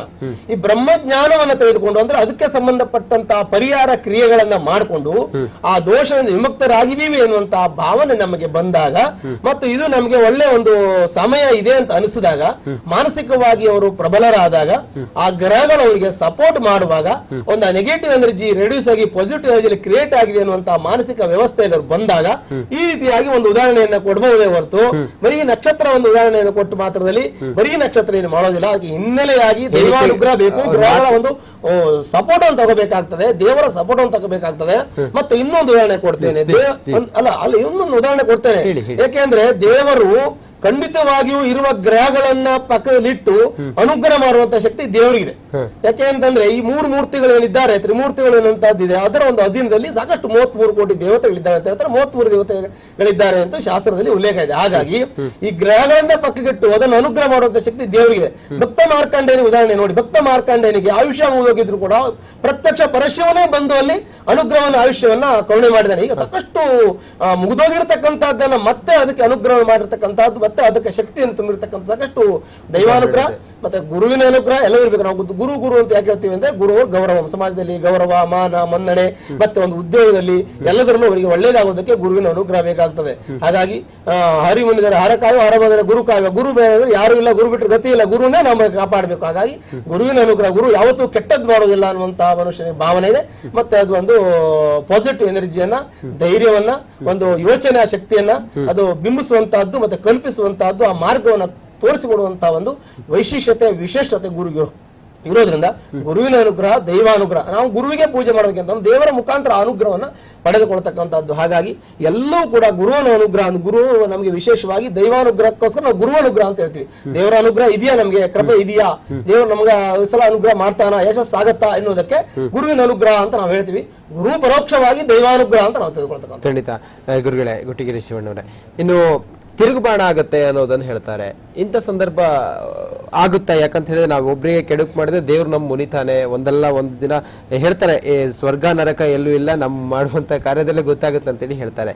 ಈ ರೀತಿ ಸನ್ನಿವೇಶ ಆಗಬಹುದಾ? ಈ ಒಂದು ನಕ್ಷತ್ರ, ಈ ಗೃಹಗತಿ ಇದನ್ನೆಲ್ಲ ನೋಡ್ತಾ ಇದ್ರೆ ಇಲ್ಲ ಇನ್ನೊಬ್ರಿಗೆ ಕೆಡುಕು ಮಾಡಿದ್ರೆ ನಮ್ಗೆ ಕೆಡುಕಾಗುತ್ತೆ, ತಿರುಗುಬಾಣ ಆಗಬಾರ್ದು ಅಂತೇಳಿ. ಅದು ಖಂಡಿತ ಬರೀ ಅವ್ರಿಗೆ ಅಲ್ಲ, ನಾವು ಯಾರಿಗೆ ಅನ್ಯಾಯ ಮಾಡಿದ್ರೆ, ಯಾರಿಗೆ ಮೋಸ ಮಾಡಿದ್ರು ಅದು ನಮಗೆ ತಿರುಗುಬಾಣ ಆಗೇ ಆಗುತ್ತೆ. ಕೇವಲ ಸ್ವಾತಿ ನಕ್ಷತ್ರಕ್ಕೆ ಅಲ್ಲ. ಜೊತೆಲಿ ಅವ್ರಿಗೆ ಏನಾಗಿದೆ ಇಲ್ಲಿ ಅಂದ್ರೆ, ಅವ್ರದ್ದು ವೃಶ್ಚಿಕ ಲಗ್ನ, ಲಗ್ನಾಧಿಪತಿ ಲಗ್ನದಲ್ಲೇ ಇದ್ದಾನೆ. ನರೇಂದ್ರ ಮೋದಿ ಅವರದು ವೃಶ್ಚಿಕ ಲಗ್ನ, ಲಗ್ನಾಧಿಪತಿ ಲಗ್ನದಲ್ಲೇ ಇದ್ದಾನೆ. ಅದಕ್ಕೆ ಅವರು ಅಷ್ಟು ಬಲಾಢ್ರು. ಹಂಗೆ ಇವರು ಬಲಾಢ್ರಿ ಯಾಕೆ ಅಂದ್ರೆ, ಲಗ್ನಾಧಿಪತಿ ಲಗ್ನದಲ್ಲೇ ಇರೋದು ಒಂದು ಯೋಗ. ಅವರಿಗೆ ಬಹಳಷ್ಟು ಯೋಗಗಳಿದೆ. ಮತ್ತೆ ಗಜಕೇಸರಿ ಯೋಗ, ಮತ್ತೆ ಧನಸ್ಥಾನ ಅಥವಾ ಕುಟುಂಬ ಸ್ಥಾನ ಅಥವಾ ವಾಕ್ಸ್ಥಾನದಲ್ಲಿ ಏನಿದೆ, ಕರ್ಮಸ್ಥಾನಾಧಿಪತಿ ರವಿ ದ್ವಿತೀಯ ಸ್ಥಾನದಲ್ಲಿದ್ದಾನೆ. ಯಾರ ಜೊತೆ? ಬುಧನ್ ಜೊತೆ, ಲಾಭಾಧಿಪತಿ ಜೊತೆ. ಧರ್ಮ ಕರ್ಮ ಯೋಗ ಅವರಿಗೆ 2ನೇ ಮನೆಯಲ್ಲಿ ಉಂಟಾಗಿದೆ. ಅಲ್ಲಿ ಬುಧಾದಿತ್ಯ ಯೋಗ ಇದೆ. ಶುಕ್ರ ಸ್ವತಂತ್ರವಾಗಿ 3ನೇ ಮಕರ ರಾಶಿಯಲ್ಲಿದ್ದಾನೆ. ಹೀಗೆ ಅವರ ಯೋಗಗಳು ಅವರ ಬಾಯಲ್ಲಿ ಅಂತ ಮಾತುಗಳನ್ನ ಆಡಿಸ್ತದೆ ವಿನಃ ಕೇವಲ ಸ್ವಾತಿ ನಕ್ಷತ್ರನೇ ಕಂಟ್ರೋಲ್ ಮಾಡುತ್ತೆ ಅಂತ ಅದು ಅವರ ಒಂದು ಅನಿಸಿಕೆ ಅಷ್ಟೇ. ಮಾತಿಗೆ ಮಾತ್ರ ಅಷ್ಟೇ. ಕೇವಲ ಸ್ವಾತಿ ನಕ್ಷತ್ರ ಅವ್ರನ್ನ ಕಾಪಾಡ್ತಿಲ್ಲ, ಅವರ ಲಗ್ನ ಮತ್ತು ಲಗ್ನಾಧಿಪತಿ ಯಾರು ಏನು ಮಾಡಕ್ಕಾಗಲ್ಲ. ದೈವ ಬಲ ಯಾಕಂದ್ರೆ ಗುರು ಚೆನ್ನಾಗಿದ್ದಾನೆ. ಗುರು ಅವರಿಗೆ ವ್ಯಯಸ್ಥಾನದಲ್ಲಿ ಇದ್ರೂ ಸಹ ಧನಸ್ಥಾನಾಧಿಪತಿಯಾಗಿ ಪೂರ್ವ ಪುಣ್ಯಸ್ಥಾನಾಧಿಪತಿಯಾಗಿ ವ್ಯಯಸ್ಥಾನದಲ್ಲಿ ಇರೋದ್ರಿಂದ ಗುರು ಅವರಿಗೆ ಒಳ್ಳೆ ಯೋಗವನ್ನೇ ಕೊಡ್ತಾನೆ ಅಂತ. ಈಗ ಅವರಿಗೆ ಬುಧ ದೆಸೆ ನಡೀತಿದೆ. ಬುಧ ಧನಸ್ಥಾನದಲ್ಲೇ ಕೂತಿದ್ದಾನೆ. ಮತ್ತೆ ಬುಧ ದೆಸೆಯಲ್ಲಿ ರಾಹು ಮುಕ್ತಿ ನಡೀತಿದೆ. ಈಗ ಮಾತಾಡೋ ಸಮಯಕ್ಕೆ ಬುಧನಿಗೆ ರಾಹು ಲಾಭದಲ್ಲಿದ್ದಾನೆ. ಸೊ ಹೀಗೆ ಗ್ರಹಗಳ ಸ್ಥಿತಿಗತಿಗಳು ಏನಿದೆ ಅದು ನಿಜವಾಗ್ಲೂ ಅವ್ರಿಗೆ ಚೆನ್ನಾಗಿ ನಡೀತಿದೆ ಅಂತ. ಅವರಿಗೆ ದೈವಾನುಗ್ರಹ ಇದೆ, ಗ್ರಹ ಬಲ ಇದೆ, ಯೋಗ ಇದೆ. ಒಟ್ಟಾರೆಯಾಗಿ ಕೇಳ್ಕೊಂಡ್ ಬಂದಿದ್ದಾರೆ. ಏನು ದೇವ್ರ ಹತ್ರ ನನಗೆ ಇದೆಲ್ಲ ಕೊಡ್ತೀಯಾ, ನಾನು ಹೋಗ್ತೀನಿ ಭೂಮಿ ಮೇಲೆ ಅಂತ ಕೇಳಿದ್ದಾರೆ. ದೇವ್ರು ಆಯ್ತು ನಾನು ಕೊಡ್ತೀನಿ ಹೋಗು ಅಂದಿದ್ದಾರೆ, ಬಂದಿದ್ದಾರೆ. ಹೀಗೆ ಯೋಗಗಳನ್ನ ಅನುಸರಿಸಿ ಇವತ್ತು ಅವರ ಜಾತಕ ನಿಂತಿದೆ. ಈಗ ನೋಡಿ, ಅವರು 100ಕ್ಕೆ 100 ಭಾಗ ಅವ್ರ ಇಡೀ ಕುಟುಂಬ ಜ್ಯೋತಿಷ್ಯವನ್ನ ನಂಬ್ತಾರೆ, ದೇವರನ್ನ ನಂಬ್ತಾರೆ, ಧರ್ಮನ್ ನಂಬ್ತಾರೆ. ಆದ್ರೆ ಬಹಳಷ್ಟು ಜನ ಇವತ್ತು ಈಗಾಗಲೇ ಬಹಳ ತಿಂಗಳ ಹಿಂದೆ ವರ್ಷಗಳ ಹಿಂದೆ ಸಿದ್ದರಾಮಯ್ಯ ಗೌರ್ಮೆಂಟ್ ಇದ್ದಾಗ ಮೂಢನಂಬಿಕೆ ಅಂತ ಬಹಳಷ್ಟು ಇದ್ರ ಬಗ್ಗೆ ಪ್ರಚಾರ ಆಯ್ತು. ಜ್ಯೋತಿಷ್ಯ ಅನ್ನೋದು ಮೂಢನಂಬಿಕೆ ಅಂತ ಈಗಲೂ ಚರ್ಚೆ ಆಗ್ತಿದೆ. ಈಗಲೂ ಉತ್ತರ ಕರ್ನಾಟಕದಲ್ಲಿ ಕೆಲವರು ಅಯೋಗ್ಯ ಮಠಾಧಿಪತಿಗಳು, ಅಯೋಗ್ಯರವರು ಮಠಾಧಿಪತಿಗಳು ಜ್ಯೋತಿಷ್ಯ ಮೂಢನಂಬಿಕೆ, ಅದರಲ್ಲೂ ವಿಚಾರವಾದಿಗಳು, ಬಹಳ ಜನ ವಿಚಾರವಾದಿಗಳು ಜ್ಯೋತಿಷ್ಯ ಅನ್ನೋದು ಮೂಢನಂಬಿಕೆ ಅಂತಾನೆ ಹೇಳ್ತಾರೆ. ಸಮರ್ಥನೆ ಮಾಡಿ ಹೇಳ್ಬೇಕಾದಾಗ ಇವರು ಕುಟುಂಬ ಒಂದನ್ನು ಉದಾಹರಣೆ ತಗೊಂಡ್ಬಿಟ್ರೆ ಸಾಕು. ಇಡೀ ಭಾರತ ದೇಶದಲ್ಲಿ, ಇಡೀ ವಿಶ್ವದಲ್ಲಿ ನಾವು ಜ್ಯೋತಿಷ್ಯನ ಸಮರ್ಥನೆ ಮಾಡಿ ಹೇಳಕ್ಕೆ ಇವರು ಕುಟುಂಬನೇ ನಮಗೆ ಸಾಕ್ಷಿಯಾಗಿದೆ. ಗುರುಗಳೇ, ಇನ್ನು ಯಾಲಕ್ಕಿ ಹಾರ, ಲಿಂಬೆ ಹಣ್ಣು ಎಷ್ಟು ಮಹತ್ವ ಇದೆ? ರೇವಣ್ಣವರು ಅದನ್ನೇ ಯಾಲಕ್ಕಿ ಹಾರ. ಖಂಡಿತವಾಗಿಯೂ ಇದರಲ್ಲಿ ಒಂದು ವಿಶೇಷವಾದ ಮಹತ್ವ ಇದೆ. ನಮ್ಮಲ್ಲಿ ಲಿಂಬೆ ಹಣ್ಣನ್ನ ಕೆಲವೊಂದಷ್ಟು ವಾಮಾಚಾರಕ್ಕೆ ಬಳಸ್ತಾರೆ, ಶುಭ ಕಾರ್ಯಕ್ಕೆ ಬಳಸ್ತಾರೆ, ರಕ್ಷಣೆಗೂ ಉಪಯೋಗಿಸ್ತೀವಿ. ಈಗ ಕುಂಬಳಕಾಯಿ, ನಿಂಬೆಹಣ್ಣು, ಯಾಲಕ್ಕಿ ಇವೆಲ್ಲ ಹೇಗೆ ಅಂತ ಲವಂಗ ಮತ್ತು ಜೀರಿಗೆ ಇವೆಲ್ಲ ಇದೆ. ಇದರಲ್ಲಿ ದಶದ್ರವ್ಯಗಳು ಬರ್ತದೆ, 10 ದ್ರವ್ಯಗಳು ಬರ್ತದೆ. ಈ ರೀತಿಯ ಒಂದು ನೆಗೆಟಿವ್ ಎನರ್ಜಿನ ಕ್ರಿಯೇಟ್ ಮಾಡೋದಕ್ಕೆ ಮತ್ತು ಪಾಸಿಟಿವ್ ಎನರ್ಜಿನ ಕ್ರಿಯೇಟ್ ಮಾಡೋಕೆ ಎರಡಕ್ಕೂ ಬರುತ್ತೆ. ದೇವತಾ ಗ್ರಹ ರೂಪೇಣ ದರ್ಶಯಂತಿ ಶುಭ ಅಶುಭ, ಎರಡನೇ ಕಟ್ಟದ ಎರಡನ್ನು ಮಾಡುವಂತ ಸಾಮರ್ಥ್ಯ ಇರುತ್ತೆ. ನಮ್ಮಲ್ಲಿ ಏನೋ ಒಂದು ಕೆಲವೊಂದಷ್ಟು ಬೇರೆ ತೊಂದರೆ ಮಾಡಬೇಕು ಅಂದಾಗ ವಾಮಾಚಾರಕ್ಕೆ ಅಥರ್ವಣ ವೇದದಲ್ಲಿ ಅದನ್ನ ಉಪಯೋಗಿಸ್ತಾರೆ. ಮಂತ್ರ ಇಲ್ಲದೆ ಉಪಯೋಗಿಸ್ತಂತ ತಂತ್ರ ವಿಧಾನದಲ್ಲಿ ಲಿಂಬೆಹಣ್ಣನ್ನ, ಯಾಲಕ್ಕಿನ, ಜೀರಿಗೆನ, ಬಿಳಿ ಸಾಸಿವೆ ಈ ರೀತಿ ದಶದ್ರವ್ಯಗಳನ್ನು ನಾವು ಉಪಯೋಗಿಸ್ತೀವಿ. ಯಾಕೆ? ಕೆಲವೊಂದಷ್ಟು ನಮ್ಮ ಅನುಕೂಲಕ್ಕೆ ಉಪಯೋಗಿಸ್ಕೊಂತೀವಿ, ಕೆಲವಷ್ಟು ಬೇರೆ ಅನಾನುಕೂಲ ಮಾಡೋದಕ್ಕೂ ಉಪಯೋಗಿಸೋದು ಉಂಟು. ಅದನ್ನು ಮೂಢನಂಬಿಕೆ ಅಂತ ಹೇಳ್ತಾರೆ. ನಿಜವಾಗಿ ತಪ್ಪು, ಅದನ್ನು ನಾವು ಕೂಡ ವಿರೋಧಿಸ್ತೀವಿ. ನಮ್ಮ ಅನುಕೂಲಕ್ಕೆ ಏನ್ ಬೇಕು ಅದನ್ನ ಮಾಡ್ಲಿ. ಹಾಗೆ ಈ ಲಿಂಬೆ ಹಣ್ಣು ಎನ್ನುವಂತದ್ದು ಅದು ನೆಗೆಟಿವ್ ಎನರ್ಜಿನ ಕಂಟ್ರೋಲ್ ಮಾಡುತ್ತೆ, ಅದರಲ್ಲಿ ಒಂದು ಶಕ್ತಿ ಇದೆ. ಮತ್ತೆ ಯಾಲಕ್ಕಿನೂ ಕೂಡ ಒಂದು ನೆಗೆಟಿವ್ ಎನರ್ಜಿನ ಕಂಟ್ರೋಲ್ ಮಾಡುತ್ತೆ. ಯಾಕೆಂದ್ರೆ ಒಂದು ವೈಬ್ರೇಷನ್ ಇರುತ್ತೆ. ನೋಡಿ, ನಾವು ಉದಾಹರಣೆ ಕೊಡ್ತೀನಿ. ಒಂದು ದೀಪ ಇರುತ್ತೆ, ದೀಪ ನಮಗೆ ಕಣ್ಣಿಗೆ ಕಾಣಿಸುತ್ತೆ, ಪಕ್ಕದಲ್ಲಿ ಶಾಖ ಇರುತ್ತೆ. ಈಗ ದೀಪ ಹಚ್ತೀವಿ, ಬೆಳಕು ಎಲ್ರಿಗೂ ಬರುತ್ತೆ. ದೀಪ ಮುಟ್ಟಿದ ಬೆಂಕಿ ಅಂತ ಗೊತ್ತು, ಪಕ್ಕದವ್ರು ಕೇಳಿದ್ರೆ ಶಾಖ ಬರ್ತದೆ, ಹೆಂಗ್ ಬರುತ್ತೆ? ಅದು ಕಣ್ಣಿಗೆ ಕಾಣಿಸಲ್ಲ. ಹಾಗೆ ಈ ಜಗತ್ತಲ್ಲಿ ಅಗೋಚರವಾಗಿರ್ತಕ್ಕಂಥ, ವಿಶೇಷವಾಗಿರ್ತಕ್ಕಂಥ, ಈ ಜಗತ್ತಲ್ಲಿರ್ತಕ್ಕಂಥ ಒಂದು ಹಿಡಿತ ಮಾಡಿ ಸಾಧಿಸುವಂತ ಒಂದು ಅಗೋಚರ ಶಕ್ತಿ ಇದೆ. ಅದನ್ನೇ ನಾವು ನೆಗೆಟಿವ್ ಪಾಸಿಟಿವ್ ಅಂತೀವಿ. ನಮಗೆ ಅನುಕೂಲವಾಗಿದ್ರೆ ಪಾಸಿಟಿವ್ ಅಂತೀವಿ, ಅನಾನುಕೂಲ ಇದ್ರೆ ನೆಗೆಟಿವ್ ಅಂತೀವಿ. ಹಾಗೆ ನಮ್ಮ ಅನುಕೂಲಕ್ಕೋಸ್ಕರ ಬೇರೆ ನೆಗೆಟಿವ್ ಮಾಡುವಂತದ್ದು ಇರುತ್ತೆ, ಅಂದ್ರೆ ತೊಂದರೆ ಕೊಡ್ತಕ್ಕಂಥದ್ದು ಇರುತ್ತೆ. ಅದು ನೀವು ಹೇಳಿದಾಗ ತಿರುಗುಬಾಣ ಆಗೋ ಸಾಧ್ಯತೆಗಳು ಸಾಕಷ್ಟು ಇರುತ್ತೆ. ಯಾಕೆಂದ್ರೆ ನಾವು ಬಿಟ್ಟದ್ದು ನಮಗೆ ಬರೋ ಸಾಧ್ಯತೆ ಇರುತ್ತೆ. ಅದು ಎಲ್ಲಿ ಬಿಟ್ಟಿತ್ತು ಅಲ್ಲೇ ಹೋಗ್ತದೆ, ಮತ್ತೆ ಬೇರೆ ಕಡೆ ಬರೋದಿಲ್ಲ. ಮತ್ತೆ ಇಲ್ಲಿ ನೆಗೆಟಿವ್ ಎನರ್ಜಿ ವಿಶೇಷವಾಗಿ ನಮ್ಮ ದೀಪ ಇದ್ದಲ್ಲಿ, ದೀಪ ಬೆಂಕಿ ಆದ್ರೂ ಪಕ್ಕದಲ್ಲಿ ಶಾಖ ಇದ್ದಂಗೆ ಕಣ್ಣಿಗೆ ಕಾಣೋದೆಷ್ಟಿದೆ ಅದಕ್ಕೂ ಕಣ್ಣಿಗೆ ಕಾಣದೇ ಇರತಕ್ಕಂಥ ವಿಶೇಷ ಒಂದು ಶಕ್ತಿಗಳು ಇದೆ. ಯಾಕೆಂದ್ರೆ ನಾವು ವಾಯು ಕಣ್ಣಿಗೆ ಕಾಣಿಸೋದಿಲ್ಲ, ಒಪ್ಕೊಂತೀರಾ? ಆದ್ರೆ ಇದೆ ಅಂತ ನಮ್ಮ ಅನುಭವಕ್ಕೆ ಬರ್ತದೆ. ಕಣ್ಣಿಗೆ ಕಾಣೋದ್ರು ಅದು ಇದೆ, ಗಾಳಿ ಜಾಸ್ತಿ ಆಯ್ತು, ಗಾಳಿ ಕಮ್ಮಿ ಆಯ್ತು, ನಮ್ಗೆ ಗಾಳಿ ಇದೆ ಇಲ್ಲ ಅನುಭವಕ್ಕೆ ಬರುತ್ತೆ. ನಾವು ಅನುಭವಕ್ಕೆ ಕೆಲವು ಬಂದಾಗ ಕಣ್ಣಿಗೆ ಕಾಣದೇ ಇದ್ರು ಕೆಲವು ವಸ್ತುಗಳನ್ನ, ಕೆಲವು ವ್ಯಕ್ತಿಗಳನ್ನ, ಕೆಲವು ಶಕ್ತಿಗಳನ್ನ ಒಪ್ಕೋಬೇಕಾಗ್ತದೆ. ಇದಕ್ಕೆ ನಮ್ಮಲ್ಲಿ ಏನ್ ಹೇಳ್ತಾರೆ ಅಂತಂದ್ರೆ ಅಗೋಚರವಾದ ಶಕ್ತಿ, ಇದಕ್ಕೆ ಮಂತ್ರ ಶಕ್ತಿ, ತಂತ್ರ ಶಕ್ತಿ, ಮಾಟ ಇದೆಲ್ಲ ಹೇಳ್ತಾರೆ. ಬೇರೆ ಬೇರೆ ರೀತಿಯಲ್ಲಿ ಅದನ್ನ ವಿವರಣೆಯನ್ನ ಕೊಡ್ತಾರೆ. ಹಾಗಾಗಿ ಈ ಕುಂಬಳಕಾಯಿನ ಮನೆಯ ಒಬ್ಬರು ಗೃಹ ಪ್ರವೇಶ ಮಾಡುವಾಗ ಅದನ್ನು ಹೊಡೆದು ಪೂಜೆ ಮಾಡಿ ಮನೆ ರಕ್ಷಣೆಯನ್ನು ಮಾಡ್ಕೊಂತಾರೆ, ಅದು ಮಾಡ್ತಾರೆ. ಇನ್ನು ಬೇರೆ ಮನೆಯ ತೊಂದರೆ ಕೊಡೋಕ್ಕೂ ಅದ್ರ ಕೆಲವೊಂದಷ್ಟು ನಾವು ನಿಮ್ಮ ಮಾಧ್ಯಮದಲ್ಲಿ ಎಷ್ಟೋ ಕಡೆ ವಾಮಾಚಾರ ಅದು ಇದು ನೋಡಿದ್ವಿ, ನಮಗೆ ಅದ್ರ ಬಗ್ಗೆ ವಾಮಾಚಾರದ ಬಗ್ಗೆ ಗೊತ್ತಿಲ್ಲ. ಹಾಗಾಗಿ ಈ ರೀತಿಯಾಗಿ ಇಂಥ ವಿಶೇಷವಾದ ಒಂದು ವೈಬ್ರೇಷನ್ ಇರೋದಕ್ಕೆ, ಅದರದ್ದಾಗಿರ್ತಕ್ಕಂಥ ವ್ಯೂಸ್ ಕ್ರಿಯೇಟ್ ಆಗೋಕೆ ಅದನ್ನ ಮಾಡುವುದುಂಟು. ಮತ್ತೆ ಕೆಲವೊಂದಷ್ಟು ಏನಾಗ್ತದೆ ಅಂತಂದ್ರೆ ಅದನ್ನು ನಾವು ಸೇವಿಸಿದಾಗ ಆ ಶರೀರವನ್ನು ತನ್ನ ಬಂದ್ರೆ ಹೊಟ್ಟೆಗೆ ಮಾತ್ರ ತಿಂತೀವಿ ಅಲ್ವಾ. ಹಾಗೆ ಯಾಲಕ್ಕಿಯನ್ನ ಸೇವಿಸೋದ್ರಿಂದ, ಅದನ್ನ ಇಟ್ಕೊಳ್ಳೋದ್ರಿಂದ ಅದು ಹೊಟ್ಟೆ ಒಳಗೆ ಜೀರ್ಣ ಆದಾಗ ಶರೀರದ ಒಳಗಡೆ ಒಂದು ರೀತಿಯ ವೈಬ್ರೇಷನ್ ಶಕ್ತಿ ಉತ್ಪತ್ತಿ ಆಗ್ತದೆ. ನೆಗೆಟಿವ್ ಎನರ್ಜಿನ ಕಂಟ್ರೋಲ್ ಮಾಡುವಂತ ಒಂದು ಸಾಮರ್ಥ್ಯ ಬರ್ತದೆ. ಹಾಗೆ ವಿಶೇಷವಾಗಿ ನಮ್ಮ ಒಂದು ಗುರುಗಳು ದೊಡ್ಡ ಪುಸ್ತಕವನ್ನೇ, ವಾಸ್ತುಗೆ ಸಂಬಂಧಪಟ್ಟ ಪುಸ್ತಕವನ್ನು ಬರೆದು ನನಗೆ ಬಹಳ ಖುಷಿ ಆಯ್ತು, ಆನಂದ ಆಯ್ತು. ಯಾಕೆಂದ್ರೆ ಒಂದು ಉದಾಹರಣೆ ಕೊಡ್ತೇನೆ. ವಾಸ್ತು, ನಾವು ವಾಸ್ತು ಅಂದ್ರೆ ಇಲ್ಲಿ ವಾಸ್ತು ಅಂದ್ರೆ ಮನೆ ಅಂತ ಕನ್ಸಿಡರ್ ಮಾಡ್ತೇವೆ. ವಾಸ್ತು ಮನೆ ಅಲ್ಲ, ಗ್ರಹ ವಾಸ್ತು ಅಂತ. ಮನೆ ಮತ್ತು ವಾಸ್ತು ಅಲ್ಲಿ ಹೇಗೆ ಅಂತಂದ್ರೆ 50 ಬ್ರಹ್ಮನೆ ತ್ರಿಪಂಚಾಶತ್ 53 ಬ್ರಹ್ಮನೆ ಮೊದಲಾದ ದೇವತೆಗಳನ್ನು ಒಳಗೊಂಡಿರ್ತಕ್ಕಂಥ ಒಂದು ಸಮೂಹ ವಾಸ್ತು. ಹಾಗೆ ನಾವು ಈ ವಾಸ್ತು ದೇವರನ್ನ ಹಿಡಿದಿಡೋಕೆ ಕೆಲವೊಂದಷ್ಟು ಮಾಧ್ಯಮ ಬಳಸ್ತೀವಿ. ದೇವರನ್ನ ಹಿಡಿದಿಡೋಕೆ ಅದನ್ನು ನಮ್ಮ ಕೈಲಿ ಕಂಟ್ರೋಲ್ ತಗೊಳಕ್ಕೆ ಕೆಲವೊಂದು ಲಿಂಬೆಕಾಯಿ, ಎಳ್ಳು ಮತ್ತೆ ಇನ್ನೊಂದು ಅದನ್ನು ಉಪಯೋಗಿಸ್ತೀವಿ. ಅದನ್ನು ನಮ್ಮ ಹಿಡಿತ ಸಾಧಿಸೋಕೆ ಹೊರತು ಅದು ನಮ್ಮ ರಕ್ಷಣೆ ಮಾಡ್ತದೆ, ಇಂದೇನು ತೊಂದರೆ ಇಲ್ಲ. ಆ ರೀತಿಯಾಗಿ ಬಳಸ್ಕೊಂಡ್ರೆ ತುಂಬಾ ಒಳ್ಳೆಯದು ಅಂತ ನಾನು ಹೇಳ್ತೀನಿ. ಖಂಡಿತ. ಗುಟ್ಟಿಗೆರೆ ಶಿವಣ್ಣ ಅವರೇ, ಇನ್ನು ದೈವ ಬಲ, ಕೊನೆಯದಾಗಿ ದೈವ ಬಲದ ಕುರಿತಾಗಿ ಹೇಳೋದಾದ್ರೆ, ಬರೀ ಮಾತಲ್ಲಿ ಹೇಳಿದಿರಾ ಪ್ರತಿಯೊಂದನ್ನು ಅವರು ಕಾರ್ಯರೂಪಕ್ಕೆ ತರ್ತಾರೆ. ಯಾರೇ ಏನೇ ಹೇಳಿದ್ರ ತಕ್ಷಣ ಅದ್ರ ಕಾರ್ಯರೂಪಕ್ಕೆ ತಂದು ಹೋಮ ಹವನ ಪೂಜೆ ಪುರಸ್ಕಾರಗಳನ್ನ ಮಾಡಿಸೋದ್ರ ಮೂಲಕ ತನ್ನಲ್ಲಿರ್ತಕ್ಕಂಥ ಏನು ಆಂಗ್ಲ ಭಾಷೆಯಲ್ಲಿ ಹೇಳೋದ್ರ ನೆಗೆಟಿವ್ ಎನರ್ಜಿ ಅಂದ್ರೆ ಋಣಾತ್ಮಕ ಶಕ್ತಿಯನ್ನ ಹೋಗಲಾಡಿಸಿ ಧನಾತ್ಮಕ ಶಕ್ತಿಯನ್ನು ಹೊಂದೋದಕ್ಕೆ ಅವರು ಪ್ರಯತ್ನ ಪಟ್ಟು ಅದನ್ನ ಕಾರ್ಯರೂಪಕ್ಕೆ ತಂದು ಅದನ್ನ ಅಳವಡಿಸ್ಕೊಂಡಿದ್ದಾರೆ ಅವರ ಜೀವನಕ್ಕೆ ಅಂತ ಖಂಡಿತವಾಗ್ಲೂ ಹೇಳ್ಬೋದು. ಆದ್ರೆ ಸ್ವಾತಿ ನಕ್ಷತ್ರ ಒಂದೇ ಅವ್ರನ್ನ ಕಂಟ್ರೋಲ್ ಮಾಡ್ತಿಲ್ಲ, ಅವರ ಇಡೀ ಜಾತಕದಲ್ಲಿ ಇರತಕ್ಕಂಥ ಗ್ರಹ ಬಲಗಳು ಅವ್ರನ್ನ ಕಂಟ್ರೋಲ್ ಮಾಡ್ತಿದೆ ಅಂತ ಹೇಳ್ಬೋದು. ಖಂಡಿತ. ಇಬ್ಬರಿಗೂ ಕೂಡ ಧನ್ಯವಾದ. ಸಾಕಷ್ಟು ವಿಚಾರಗಳನ್ನ ತಿಳಿಸ್ಕೊಟ್ಟೆ ನಮ್ಮ ವೀಕ್ಷಕರಿಗೆ. ಖಂಡಿತವಾಗಲೂ ಕೂಡ ಸ್ವಾತಿ ನಕ್ಷತ್ರ ಮಾತ್ರ ಕಂಟ್ರೋಲ್ ಮಾಡೋದಕ್ಕೆ ಸಾಧ್ಯ ಇಲ್ಲ. ಸ್ವಾತಿ ನಕ್ಷತ್ರ ಇದ್ರೆ ನನಗೇನು ಆಗಲ್ಲಪ್ಪ, ನಾನು ನಿಶ್ಚಿಂತೆ ಅಂದಿರ್ತೀನಿ, ನನಗೇನು ಕೂಡ ಯಾರು ಕೂಡ ಏನು ಮಾಡ್ಲಿಕ್ಕೆ ಆಗೋದಿಲ್ಲ ಅಂದ್ಕೊಂಡ್ರೆ ಅದು ತಪ್ಪು ತಿಳುವಳಿಕೆ. ಸ್ವಾತಿ ನಕ್ಷತ್ರದ ಜೊತೆಗೆ ಆ ಗೃಹಗತಿಗಳಾಗಿರ್ಬೋದು, ಅವರ ದೈವ ಬಲ ಆಗಿರ್ಬೋದು, ಎಲ್ಲವೂ ಕೂಡ ಬಹಳ ಪ್ರಾಮುಖ್ಯತೆ ಇರುತ್ತೆ. ಜೊತೆಗೆ ಗೃಹಗತಿಗಳು ಯಾವ ರೀತಿಯಾಗಿರಲಿ, ಎಷ್ಟೇ ಕೆಡುಕಿನ ಸನ್ನಿವೇಶ ನಮ್ಮ ರಾಶಿ ನಕ್ಷತ್ರದಲ್ಲಿದ್ರೂ ಕೂಡ ದೈವ ಬಲ ಇದ್ದವನಿಗೆ ಆ ಕೆಡುಕೆಲ್ಲವೂ ಕೂಡ ಪಕ್ಕಕ್ಕೆ ಹೋಗಿ ದೇವರ ಆಶೀರ್ವಾದ ಇರುತ್ತೆ ಅನ್ನೋದನ್ನ ಕೂಡ ಗುರುಗಳು ಹೇಳ್ತಾ ಇದ್ರು. ಇದೇ ಈ ಹೊತ್ತಿನ ವಿಶೇಷ. ನ್ಯೂಸ್ ಎಕ್ಸ್ ಕನ್ನಡ, ಸುದ್ದಿ ಗದ್ದಲವಲ್ಲ.